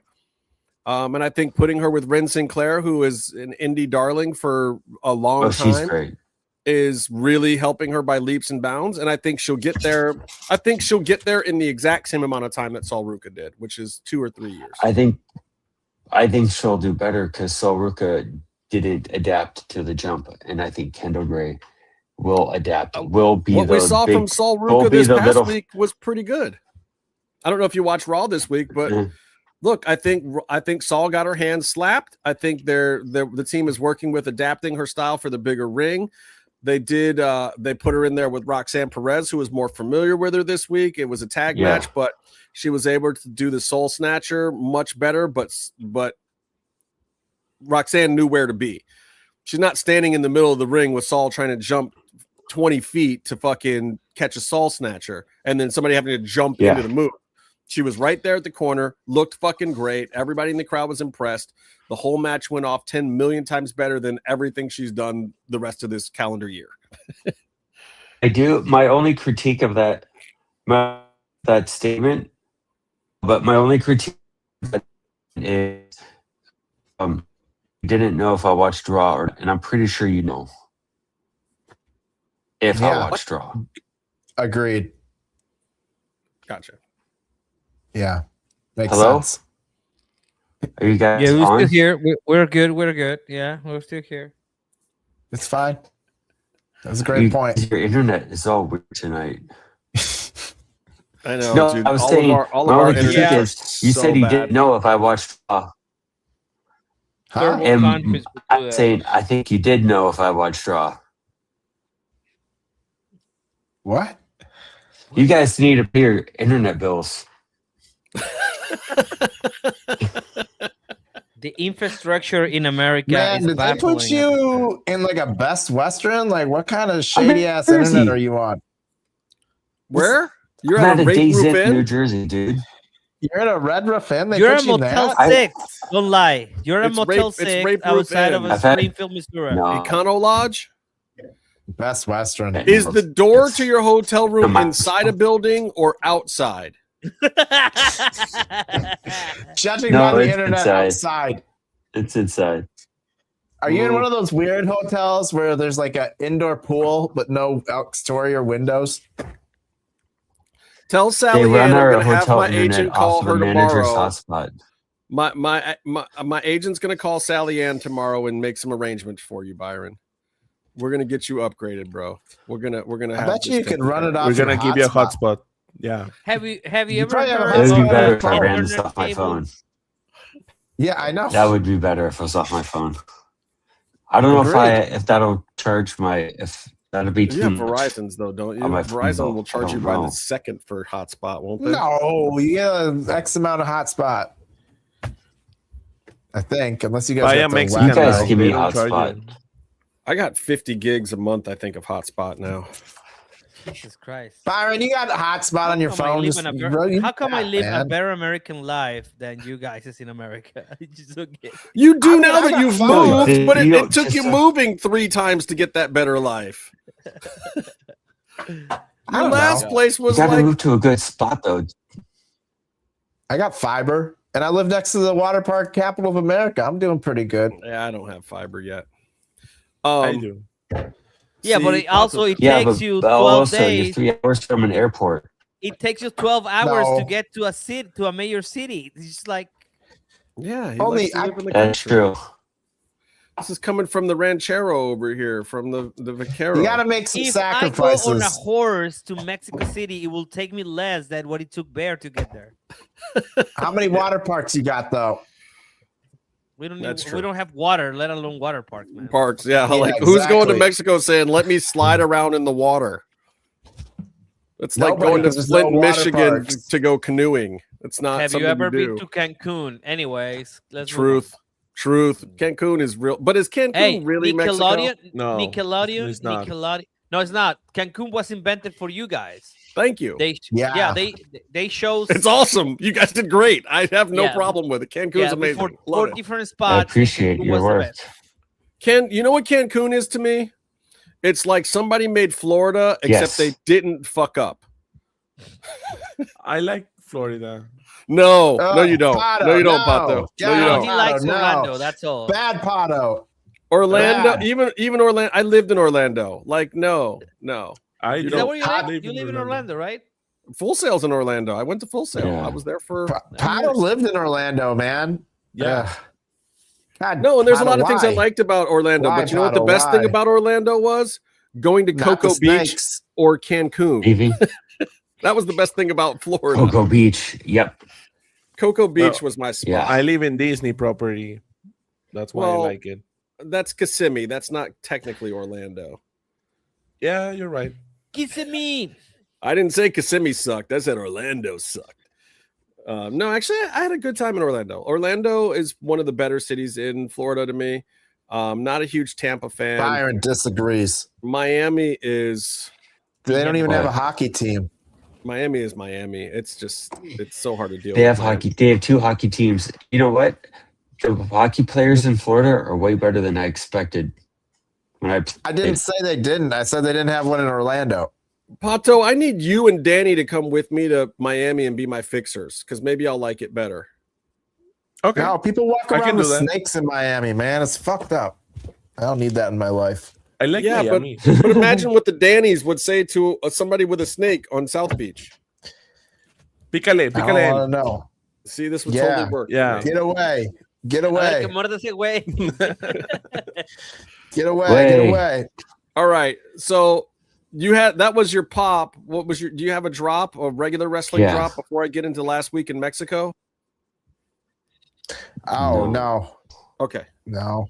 So we got to do Pops and Drops Mexico edition, Gringos and Luchaland edition, since we're all the cast here.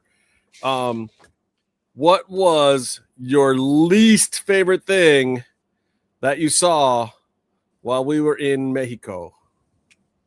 Wrestling related, preferably. But I know Byron won't stick to that, so I try. I know it's hard to think about too. It's like, but play by the rules. what was kind of meh? I know what mine I'll was. say something. I got one. I'll say something, and I made a noise first. Yeah, no, it's cool. I'm I will just saying say- I have one now. No, Go ahead, I don't like. I get why, but I don't like that CMLL. Okay, they don't want a bell before and after the match. Fine, Yeah. but they don't have a signal that says the match is over. They could choose a different thing, and that. A By the way, whistle, the a whole signal. Banditos, Wasn't so it when the they're fucking whistle. whistle for the second time? Da, da, da, da. They use the whistle. Whoa, buddy, hold on. What were you trying to sing there? La cucaracha? La cucaracha? Really? Really? I You went for started La it. cucaracha? There's no roaches. I- There's no roaches in Arena Mexico. There's started gatos. it, and then I stopped. I said, no, Gatos. not going there. And then I tried We to saw like gato. transition it to a Wasn't different that- one, When I'm and I it's- didn't know where to go I with gotta it. say something. I wish I had recorded it because it would have fit with my time in Wembley Arena. I always find like animals in arenas with wrestling. That's weird. Like I had the fox in Wembley, and now we had the cats, and they were going up the steps. and It Gato. was, it was crazy. I was like, wait, It was so cool. But this is what you get when you're in Arena Mexico all by yourself. You get to see the cats that live under the stairs. They come out. There's no people stomping, and they're like, That was so cool. they're Those cute poor cats too. They traumatized look. They don't, cats. Yeah, no. no, they didn't look traumatized at all. They were not like. It was not like a Okay. sickly street looking It was cat. a healthy cat. No, This I was just like was thinking if the they're Arena underneath Mexico the house seats cat. and- okay, as long as they're cool with that stopping, because that'd be freaky. As a I'm cat, sure the No one cats was there. It was after cower in the hours. corner when it's a Friday night show. But they probably go out somewhere. I'm going to second this I hope one. so. I felt bad for Aubrey, who has refereed hundreds of matches down in CMLL and still keeps calling for the bell and then going, "Oh yeah, Never mind. But then I thought about it, and then I will probably ask her about it. But I thought about like she cannot stop doing it because what if she doesn't do it in an American one because she's trying to get used to it? So she just goes like, Yeah, and actually it helped me because I knew when the Aubrey matches were over because she would look at the corner and go like this, except that corner is the Spanish commentary team. It's not ring bells or any of that shit. There's no one over there. She's just pointing at the announcers and then she's like, oh yeah, and it just raises the guy's hand. But I can't even tell you how many times there's like a 20-second lull where the crowd doesn't know what's going on. And we're talking about people that watch Lucha Libre all the time, and the finish was pretty clear, and you're still like, was that the end of the, especially for the submissions. You're like, oh God, yeah. Because they don't tap. It's when somebody gives up, but it's not, they don't tap in CMLL. They can, but they typically don't tap. They just say they quit or well then the ref needs a camera. It's a verbal submission. Then the ref needs a mic so we can hear it. Well, it doesn't matter. That's how we do I quit matches up here, but down there you just verbally submit and the match is over. But the crowd, there's a 20-second lull where the crowd does not know that the match is over. And it happened, I think, 20 times while we were down there where we're all like, oh yeah, it's over. Okay, yay. And the whole crowd is that way. I mean, people who watch Lucha Libre all the time are that way. So I agree with Byron. That's a good drop. Who else got a drop? No, I'll give you mine. I'll give you my drop from last week. The Soberano Jr. versus Bandito mask debacle was my drop. Oh, man. Yeah. I just like. But that's also related to mine. But it was exciting. But it was exciting in the way that it was like, you knew you were seeing something you weren't supposed to see because shit had gone sideways. And like, you know what the funny thing is on that? So I was sitting next to Mike Bailey.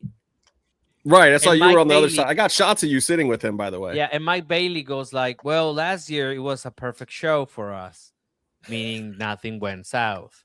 Right. And there's like, I wonder if this is going to be the same thing. Well, Mike, it did it. Let me tell you. No, it went a little bit awry right there. So this was during the Grand Prix, which is like a 10 versus 10 elimination tournament. Where, you know, anybody gets pinned or submitted, they get eliminated from their team, from their side, and then whoever is the last person standing from either side is the winner of the Grand Prix. But also in Mexico, you can lose a match if you take off someone else's mask. That is an instant disqualification regardless of match type or match rule set.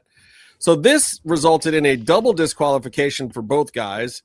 I don't know exactly how it was supposed to go, but there was a bunch of mask switching, and then there was fan masks, and there's all sorts of pictures of Bandito's face completely exposed out on the internet now from it. Are they really? Yeah. Yeah. Yeah. Yeah. And that's not the way it was supposed to go down. Soberano ripped Bandito's mask and then didn't give him the other one, didn't do the trade spot, and then when they were head to head was kind of lifting him up and doing stuff that traditionally you're just not supposed to do unless you're in business for yourself. I'm sure Soberano probably got heat backstage. Maybe Bandito did too, but I think from my perspective of what I was seeing, Soberano seemed to be the one that was a little out of line or took it a little too far in the moment. But I mean, as much as it's exciting, and then now you're like, oh, they should have a mask versus mask match, or as much as it builds heat, at the same time, like the way that was done was genuinely disrespectful to the traditions. That's just not the way to build heat. That wasn't the way to do it. So that was the part I didn't like about it. It was like, it was a very purient moment of like, you're watching it because there's something awful going on that is kind of interesting, but at the same time, you feel really icky. Like it just made me feel icky, and I didn't like it at the end of the day. So that has to be my drop of the week, because it was the thing that stood out the most to me is like, this isn't right. That's it. That's all I got to say. I'll probably add a little bit here. I also think that the ending changed. because I don't think you want to eliminate Bandido at that spot. Who's the captain of that team too? Who's the captain of the Bandido. team? Yeah. So I'm sure that they would have done something. I think Hechicero still goes over, but on Bandido. Interesting. I could see that. Because then you have. I mean, but Claudio being there late made sense too. No, He was last year's no. winner. Yeah, but it was supposed to be Claudio and Mystico probably eliminating each other or some fashion of that, so you can set up something for Aniversario. I mean, I'm not private. I don't know. I don't know. But so, do you think they're going to do a Soberano and Bandido mask versus mask now? No, I wouldn't. And if you were going to take one of those guys' hoods, I mean, who would it be? hold on. So, Soberanos. Yeah. So Same. Instant. He's been asking for it for a while now. What I think, I don't think they should reward the not them. Yeah. Like I don't. It's not about them. They shouldn't reward the situation. I'm not talking about them. I fucking love Bandido, and he knows that I love him. And I But consider giving them him a payday off of a botched spot is not the way to no, go. it's not a boss spot. I think it's worse than that in certain regards. And I know they feel like shit, bro. But I don't know about Soberano. But I know that Bandido doesn't feel good. It's not so much a botch as much as it's bad for Lucha Libre. Yeah, it's just not the way you want to get heat. It's the wrong kind of heat. Yeah, in Mexico especially. Situation. And also, I gotta say, I think this is more on a bad manufacturing of masks. It's kind of a situation than anything. If I'm honest, and okay, and I did say that, I'll be like, was your mask not properly peeled? What the fuck was that? Like. But I mean, dude, watch how Soberano rips up on it. I mean, he's two hands in the eye hole. Like, this guy goes to the fucking gym, bro. Like, you've seen those abs. I mean, he is lifting Bandido into the air by the eye holes of his mask. We can't expect it to have not ripped. I think that's after. No, like, look at that video I sent to IG. That's at the beginning because they had to go to a fan mask after that. Yeah. I mean, Oh, that's what that was? I thought he was wearing his mask. I thought he was wearing fans. They were supposed to swap. No, fans were throwing. There was like some clown mask that got thrown in, and then another person threw a mask. It's an old Soberano mask. Like that's how he looked like before. That mask. Yeah. Who? Mystico. Mystico gave him that mask. But it was from the crowd. It was somebody from the crowd who gave that mask. Because I thought they just like switched masks. But then later there was even a third mask out there, and then they tried to give Bandido back his mask and blah blah blah, and it was all over the place, man. It was crazy. But when he grabs it was a hot mess. Soberano, it was a hot mess. It's more than a freaking wedgie that he gives that mask when he lifts it up, like. No, I get it. No, I get it. Just whatever. It just was, it felt icky to me. But also, I was intrigued. I was like, oh my God, I can't believe I'm seeing this. This is out of control. And at first, I thought it was a work. Like, I thought it was planned at first, but nah, that was out of control. Anybody else got any drops from Mexico? If we're just doing wrestling, I wish. You got a drop that's not wrestling related? Yeah, there? you want to complain about my country right now? Go for it. Maybe. Because I can complain about yours all day because you guys are the evil empire. Where you know? Well, yeah, I know. Come and have fun here. Honestly, the only complaint about Mexico is that there's not enough churros. Oh shit. That's my fault. That's not Mexico's fault. That's my fault. I'm just saying there could be more. I need them on every street corner. 3 days. Alonso was 3 days into living in Mexico City before he started saying how the food didn't stack. No, it's like I would never make a quesadilla like this. He did at one point compare Mexican quesadillas to Taco Bell. I would never. See, it's on video, fool. can deny what I would happened never to say you. that on camera. Okay. To be fair, that's not what he said. That's not what he said. He said, from my time working at Taco Bell, I know quesadillas. Yeah, That's what he said. That's true. He might have been the janitor, not the cook. He did not technically say that Taco Bell quesadillas were better. He said that his expertise from Taco Bell was why he knew what quesadillas were all about. Wow. Yeah, that is what I said. He has put words in my mouth. I'm being fair. I don't know that it makes it any better. I don't know that it makes it better. I don't know if Byron was putting words into my mouth because his internet went out through half of it. I thought I was going to get away unscathed. It's going to be in the film, Bear. I can't. It is what it is now. It is. Like I said, it was not what I was expecting when I ordered a quesadilla. It was just a big taco. You know, it didn't come in the little triangles.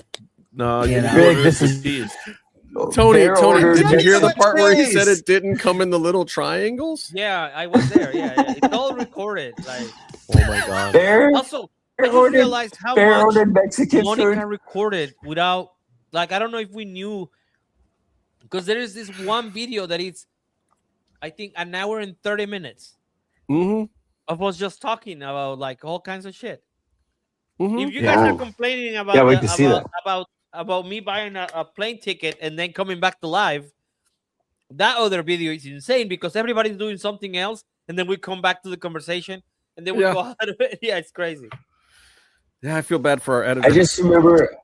I remember Bear ordering Mexican food in Mexico and saying, "This does not stack up to Taco Bell. It is not on par with that." He said that. I don't you know, think he I said said that at that. the tortas. No, you said that at the torta place. Oh my god. Which one? At the 24-hour torta place. Remember we went to? And then we wonder why Danny Diaz was just flat out lying to us about Mexican history and culture. Listen, I learned all Actually, about Mexican history and culture. Danny Puddle's sent like, us, actually, so was I. Pop and drops from Mexico. Okay. What do you got? So the drop from Dani is the Japanese restaurant for breakfast. What? Really? Whoa, that was a drop? Yeah, they didn't have forks. Yeah. They have wooden spoons. We're fine. The Yeah, chopsticks eggs is in the fine. wooden spoon.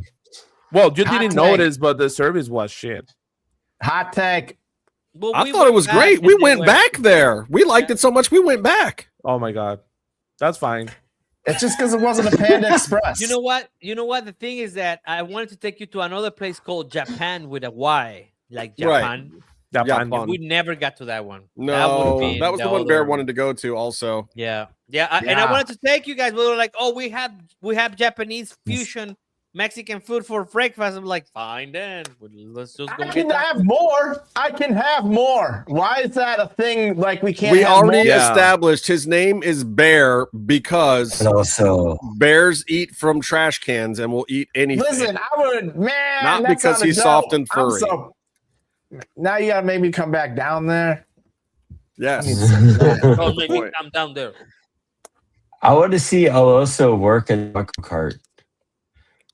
You know what? Take your Taco Bell expertise and make some real Mexican. We have to cheese. see. That's what we have to do. We have to get Bear. So for the sequel, Bear has Did to you go see and how work well- a taco Yo, stand. Did you see how well that crumble cookie was doing? If somebody went down there and was just like white people taco night and then like package it like that and like it's like Put a hard shell? shells, yeah, and just ground beef No. and like artistic, yeah, it would do gangbusters or terrible, What but he's no in saying between. is, what he's saying is, let's gentrify it even more. Let's Yeah. open a White Gringos people tacos. Don't do No, it. that's not gentrification. Oh, God, no. Have you seen where they put Taco Bells in America? It's not in the nice white neighborhood. No, it's not I lived gentrification. in Taco Bell America. is I'm saying like Taco Bell is hood. artistic 10 Taco Bell. no. What you you're know, saying, like- Bear, Artisan. is to take You're our saying you're trying to shittiest, say lowest artisan. common denominator food and replace good Mexican food with shit. And put No. sour cream in everything. No, it's See, not just Cato's sour already cream. on board. It's sour cream from a Cato's- caulk gun. Yeah, Cato's already on board. He lived in Orlando for a year. He knows. I take it Coma dropped his daughter off already. Bandito. Okay. Any other drops? Any other drops from Mexico? Can I be sentimental for one moment? Yes, you can. Yeah. Go ahead, Bear. Destroy the moment. How much many pesos? No. Is $1? No, I'm actually on a wrestling drop related. 17. Oh, give it to us. That was kind of the point of the wrestling show that we do. I know. I was kind of bummed out that like they don't make as much. Like the women's matches felt like a huge lull in the shows. That's Arena Mexico, kind of by the way. Arena Coliseo was not like that. Not Coliseo. Oh, got it. Okay. That kind of bummed me out a little bit just because like it was such a different like vibe. And like, you know, especially because I was excited to see Persephone in CMLL. I thought she would get like a really big pop, you know, and she got like she does. But yeah, you know, I think it also I think hurt the Willow and Mercedes build a little bit because like I didn't even really hear that many CEO chants. So then that build kind of felt, I don't know what it looked like on television necessarily, but then it felt like, oh, there's this lull in the crowd here as we're trying to build this big match for the pay-per-view. And so that was, I guess, my only real drop. No, I think that's valid. Kept and it's a complaint I've heard from a lot of people that Arena Mexico especially is very fickle with the women's matches. Sometimes they pop, sometimes they just don't care. And it wasn't like some bathroom break match. There wasn't like a ton of people running for the doors or anything either. They just don't get as excited in Arena Mexico about the women's matches sometimes. But there's other times when they do get big pops, and it's really random and weird to me. I don't know. With Tony, maybe you have more insight on it, but it seems like it's just a fickle traditional crowd. Will back me up on this. Remember the Alto Voltaje Championship match? Yeah. It was a crazy-ass match. It was like insane good. You had all the main stars from CMLL there. Olimpia, Tessa, Garra Negra. Olimpia, Tessa, Lluvia. Bro, it was great. We were the only 5-7 people there screaming or like, oh my God, oh. And then you get mad at the other crowd because everybody's like, I don't know what the mentality is because I don't have it, so I don't know what the mentality is. And Arena Mexico was 40% female that night, at least. Yeah. The crowd had a lot of women in it, but I mean, maybe a lot of those women are there to see the sexy men. Yeah, they are. They really are. Like, it's not like here in America where women are like, wrestling, it's a bunch of alpha male bullshit. No, the women at Arena Mexico are like, let's go see some hot, half-naked, sweaty men. Yeah. Actually, it's on trend. Women's coming to wrestling shows. I don't know if you guys saw that, but it was... I saw a lot of bachelorette parties. Very evenly populated. Well, what was that? What was that wrestler on Tuesday that you told me is a Rudo, but all the women love him, and he got like some. That was he got Soberano. Hechicero. Oh yes, yeah. No, Soberano. Último Guerrero. It was Soberano. It was Soberano, and the ladies love him. Well, he's not really a Rudo. The men Tony just told don't. me it was a Rudo. Who? It's Soberano. No, he's a See, Tony told me he's a Rudo. No, he's a Rudo. Oh, he is a Rudo. Yo, I'm taking in more culture here, man. I'm learning and remembering. Just can't remember names. But Tony told me the ladies love him, and like he was getting some like major like lady pops, you know. Yeah, there were some lady boners in the audience for Soberano. Yeah. No, I think that's a pretty good drop, though. I agree with you. I was very disappointed at times with the reception that some of the women's matches got on regular CMLL cards and the AEW card. And it's like, for me, it becomes very... But then I thought the reaction on the Friday show was good. Actually, that was a pretty good... I mean, it still wasn't as glorious as I wanted it to be. And I even said at the Thunder and whatever, because she was like, well, what do you think of the match? I was like, it was great, except the crowd didn't give you as much as I wanted them to. Yeah. You know, they just didn't. And But it was still a good pop. Like Persephone got a face pop on Friday, even though she was a Ruda. Yeah. And then Thunder and Tessa got real big pops. Surprisingly, Olympia, who, no offense to the other ladies, was probably the best one in the match, didn't get much reaction at all. And I thought she was excellent. That match is weird. But that match is weird because working the match, they're able to work Purse and Olympia as heels and Thunder and Tessa as faces in the match. But then the finish, people booed Thunder and Tessa. Mm-hmm. Yes, because they wanted Persephone to win. You know what I mean? Yeah, it's such a complicated situation. Like, I wish we could do a whole study on it, but it also makes it complicated for me to like assess what we should do next. To try to help book or whatever, and push to push for. Yeah, we can ask because Dani I know what Luchas. Works, and also I know what works on the TV, right? Right. But then it's very weird. I'm sure that match looked great on TV. It does look great. And the difference in crowd noise with the way the microphones pick up, you're probably not even going to notice. It's probably going to sound just as hot, but it wasn't. The crowd didn't give it as much as they should have.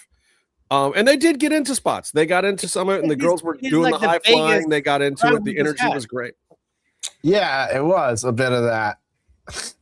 And then I thought maybe it was just like, oh, we're the energy's coming down a little bit, but then it was like right after that, the next match, it was back up. The thing is that what I truly believe that's the situation is that there is this modification of the behavior of men towards women and the women themselves.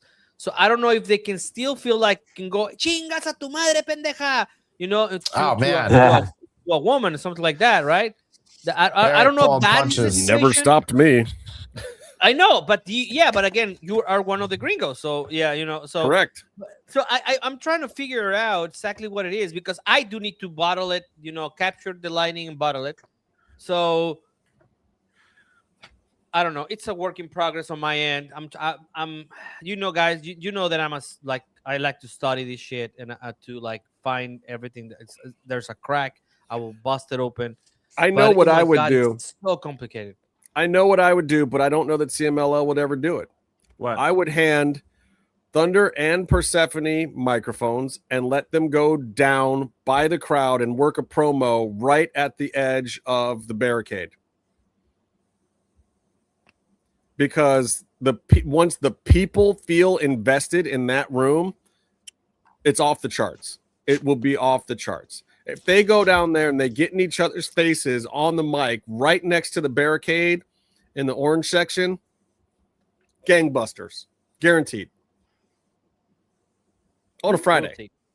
But again, that's not something that CMLL does. That's not their style. It's not the way they do things. I don't know that anyone can tell them that it should be. But I think that because people are invested in the personalities of these people. So here's the other problem. Those girls don't have masks. They're not a mask that you go out in the street and buy. You know what I mean? And that hurts Persephone and Thunder a little bit, even though they have iconic looks. It's not a look you can go buy out on the street. You can go buy a t-shirt. You can't go buy that mask, And so with that being the case, to me, you have to replace that fact with some other part of the culture so that people connect with them both. And then as soon as you do that, I think you have something gangbusters. But you have to find that other level of connection with the culture because they don't look, we're talking about Mascara Dorada. How long's that kid been doing the gimmick? But everybody identifies him with something. They have an instant connection because of the gimmick. Because there's a mask. And don't get me wrong, he does the work of fitting into it perfectly and probably better than the last guy. But he's got that upper hand. It's an image that everybody already has ingrained in their minds, and then he lives up to it. So these girls, every night they go out there, they're fighting the fact that they are not ingrained culturally in the product like some of the men are. and they've just got to figure out another piece of the pie to do that with, and they can't go back in time and put masks on now. So, but the top female stars in CMLL, except for Olympia, are not under hoods. It's a problem. Anyway, any other drops from last week? Because I know we got lots of good stuff. I didn't give mine. Oh, give it to us. What you got? It's not really a wrestling. Give it to me. What you got? Doing wrestling. I wish I had more time to spend with you guys. I know that sounds like, but I wish I had, the delivery to do a lot more stuff with you guys, and I wish we had planned it all a lot more, so I could take you to the pyramids, and then other places. When it was over, I was like, I was very proud and very happy with what we did, but at the same time, I was like, oh my God, we could have done this, because my life. So I basically, and I know this is gonna sound a little, I don't know, bragging here, but this is my life. Like, this is basically what I do every time I go to Mexico City. I go to these shows, I hang out with these people, I get to do crazy stuff. Is Byron asleep or what happened? I'm here. I'm awake. Okay. Oh my Your God! eyes bro. went like this. Holy cow! Oh, I'm that was right like here. a jump scare. That was like a jump scare. Yeah, it was a jump scare for real. I get to do all this stuff, and then I did not even take you to like the crazy night we spent with Estaparrasta and Ares and all that stuff that happened. That it was like an Atlanta episode for real. I don't know if I can go drinking with Ares. Nobody can. I've heard. Bear will try. Bear could probably keep up. I've done some drinking with Bear, and Bear can handle himself. Listen, Bear if actually is Wisconsin- probably less obnoxious and an idiot, and when he's super duper drunk. But I gotta say, it was not about the Bear drink. gets more coherent. It was about the crazy stuff that was happening. Also, Ares is fucking hilarious, man. He's so gifted at comedy, and he comes out of nowhere. Yeah, but could we have filmed it? I don't even know if we could have filmed it. Even though Ares was just face paint for half of his career, he's under a hood now. No, I don't know, but that was great. I mean, I know, but I mean, I meant like, I have a dope life, and I do dope shit. That's Kanye West. All right, Kanye. Yeah. Man, I wanted to thank you, but now you just said that, and now I'm like, I don't want to inflate that ego anymore. No. That I'm just quoting Kanye here. No, it was. I really wish we could have done all the other part of the things. I don't know if we could, man. I was exhausted by the end of that trip. I gotta say, even there as long as me and Byron. Yeah. I gotta say, I have pretty good, I don't know what you just said. Is Byron gone again? You He's left gonna before it even got hard out there. Right here. I'm right here. I mean, but I gotta say, you did it again. You gotta stop doing that. And also, it looks like he's in like, what's it called? Back rooms. Look at that shit. Look at the lighting in the back rooms. Oh shit, that's so funny. It's all green and shit. Yeah, I just wish I had more time, but I guess God will give us more time to hang out, guys. This is true because it's not just Bandito's eyes that are dreamy. He is a very dreamy guy. He's super duper dreamy, and he knows it. So we don't talk to him about it. Never tell Bandito how dreamy he is, because he'll just go. And then the ladies will go, oh. They made a T-shirt about it. Yeah. Yep. They made a T-shirt. That whole scene they did on AEW last week El Guapo. where he flashed the face was not a work. I think that was a shoot. I think that was the first time Hangman seen his face and was like, oh, I'm in love. I'm so happy you're my trios partner. I think it was all shoot. All right, you guys ready for some pops? Pops. You guys probably know so mine. It's not Kyle Fletcher versus Mike Bailey. That would be close. It's not Kyle Fletcher versus Máscara Dorada, even though that is the mask that I now own and also was the mask that was used in our interview. But that was a fucking hell of a match. It is Máscara Dorada versus Commander from the Friday show where Mel won the belt. Holy shit buckets. Like, you want to talk about the audience just losing their mind, stomping on the chairs and the seats, and like when Commander runs the ropes and does the flips, there was no sound. There was no sound. There was also no gravity. And then all of a sudden, there was sound and there was gravity.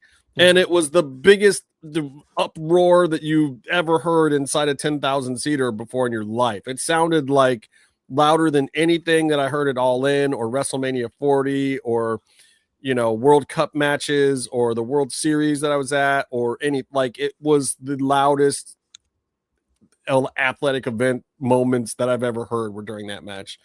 And Máscara Dorada, and that was when I was like, dude, this is my fucking guy. This is the guy. Tony, we're getting an interview with this guy, right? And Tony was like, oh yeah, I think we can get him. I was like, we have to get this guy. This guy is the thing.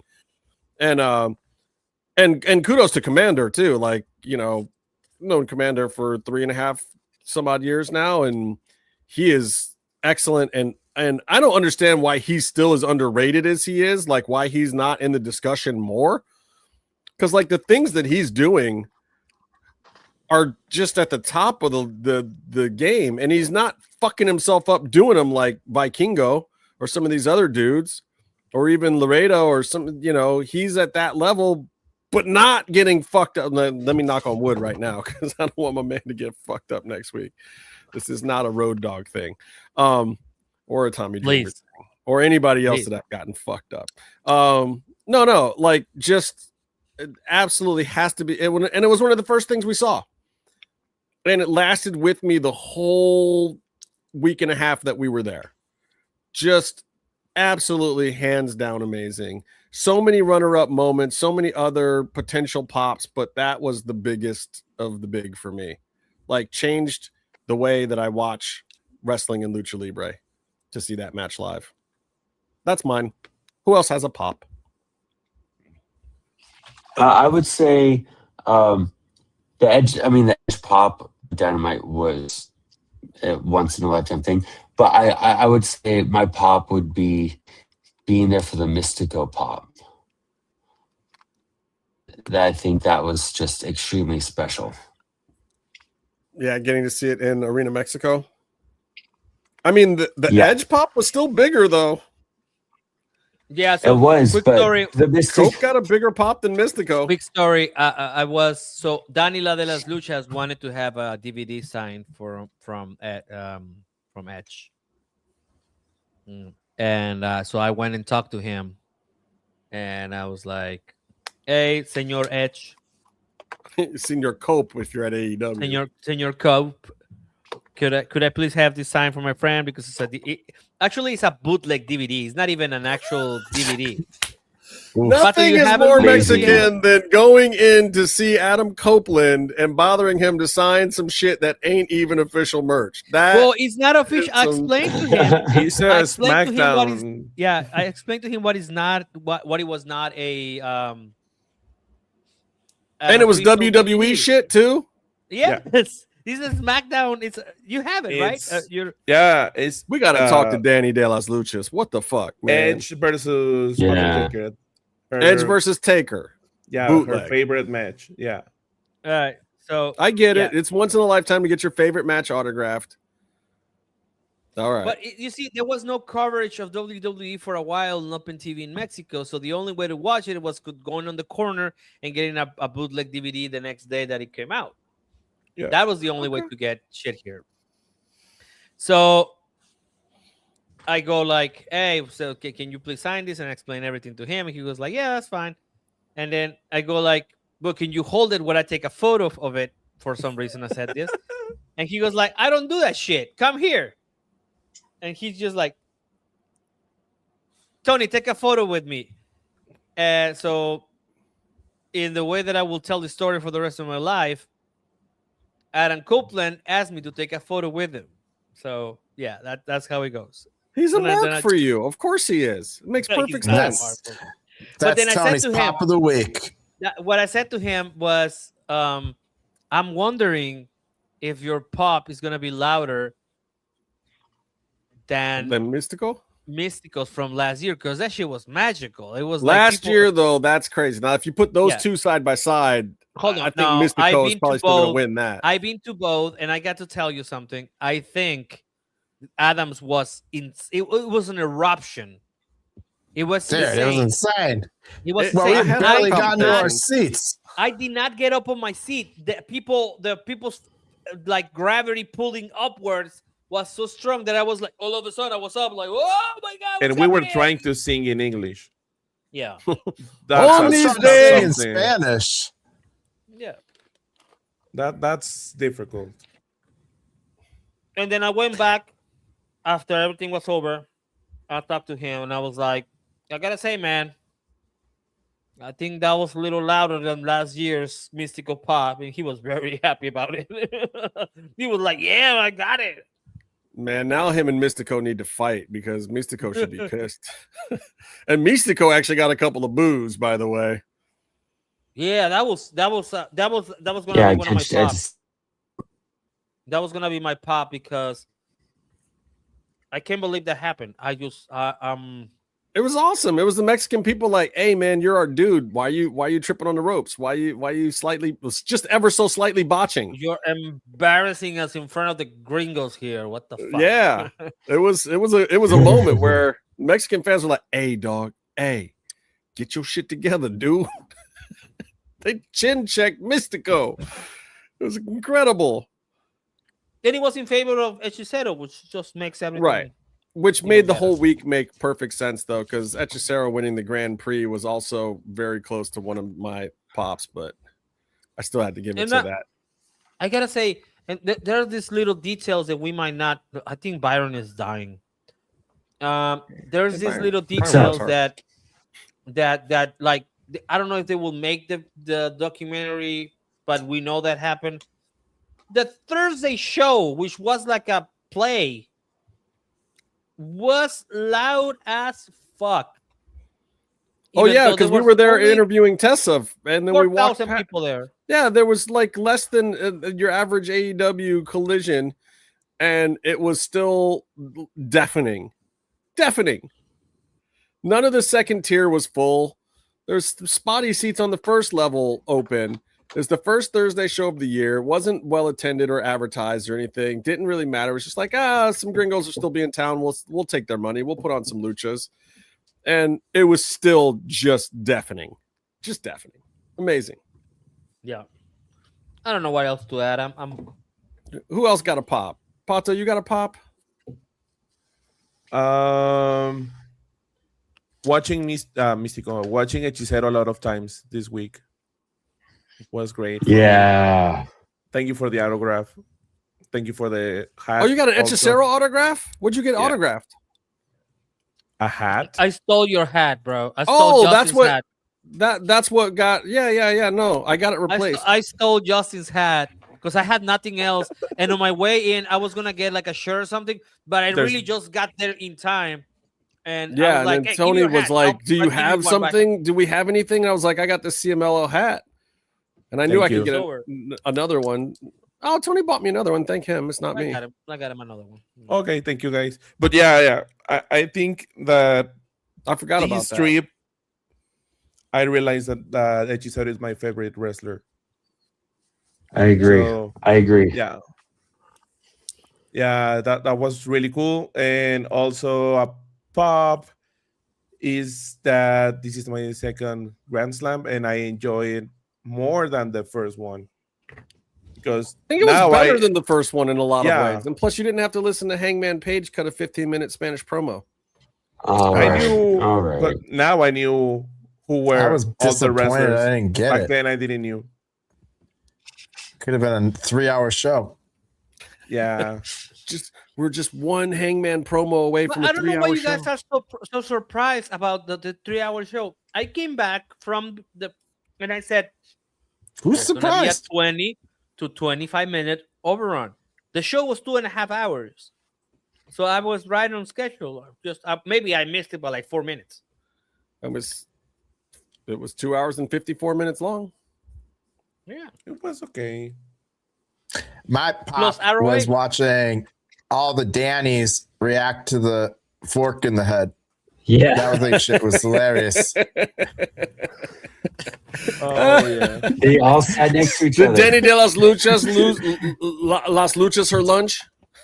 Yeah. Yeah, she wasn't happy about it. She was shocked. I was that was fun for me. I wish I'd was been having sitting a next to her, blast. 'cause I And then would've started- looked over and I was like, oh, these guys are like, this is like, whoa, what is happening? I was like, yeah. No, because Bear That was was sitting fun. right next to her, right? Is that Yeah. how it was?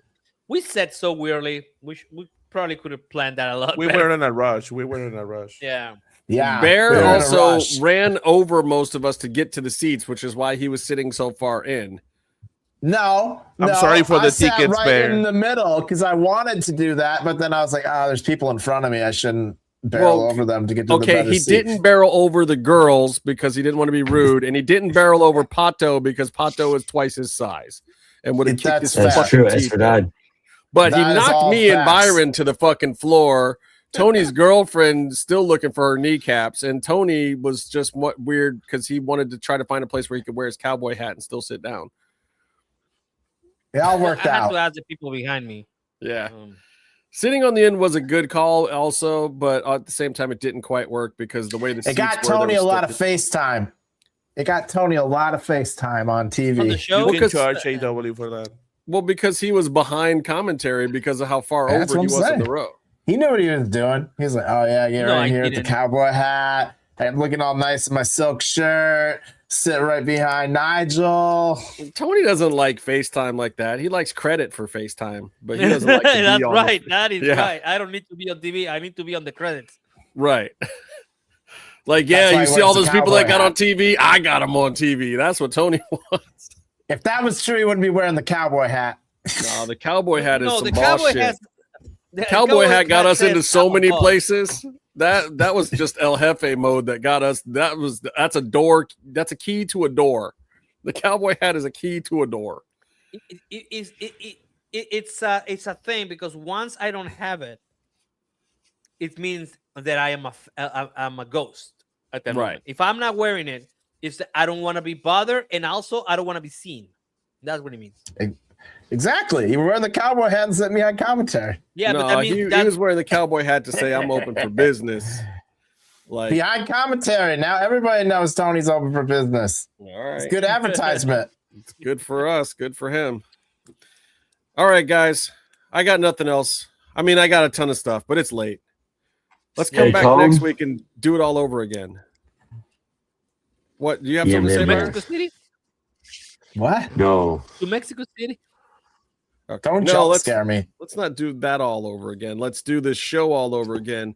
We'll be back next week with some more Mass Mats and Mayhem. So until next time, stay calm and stay in the mix.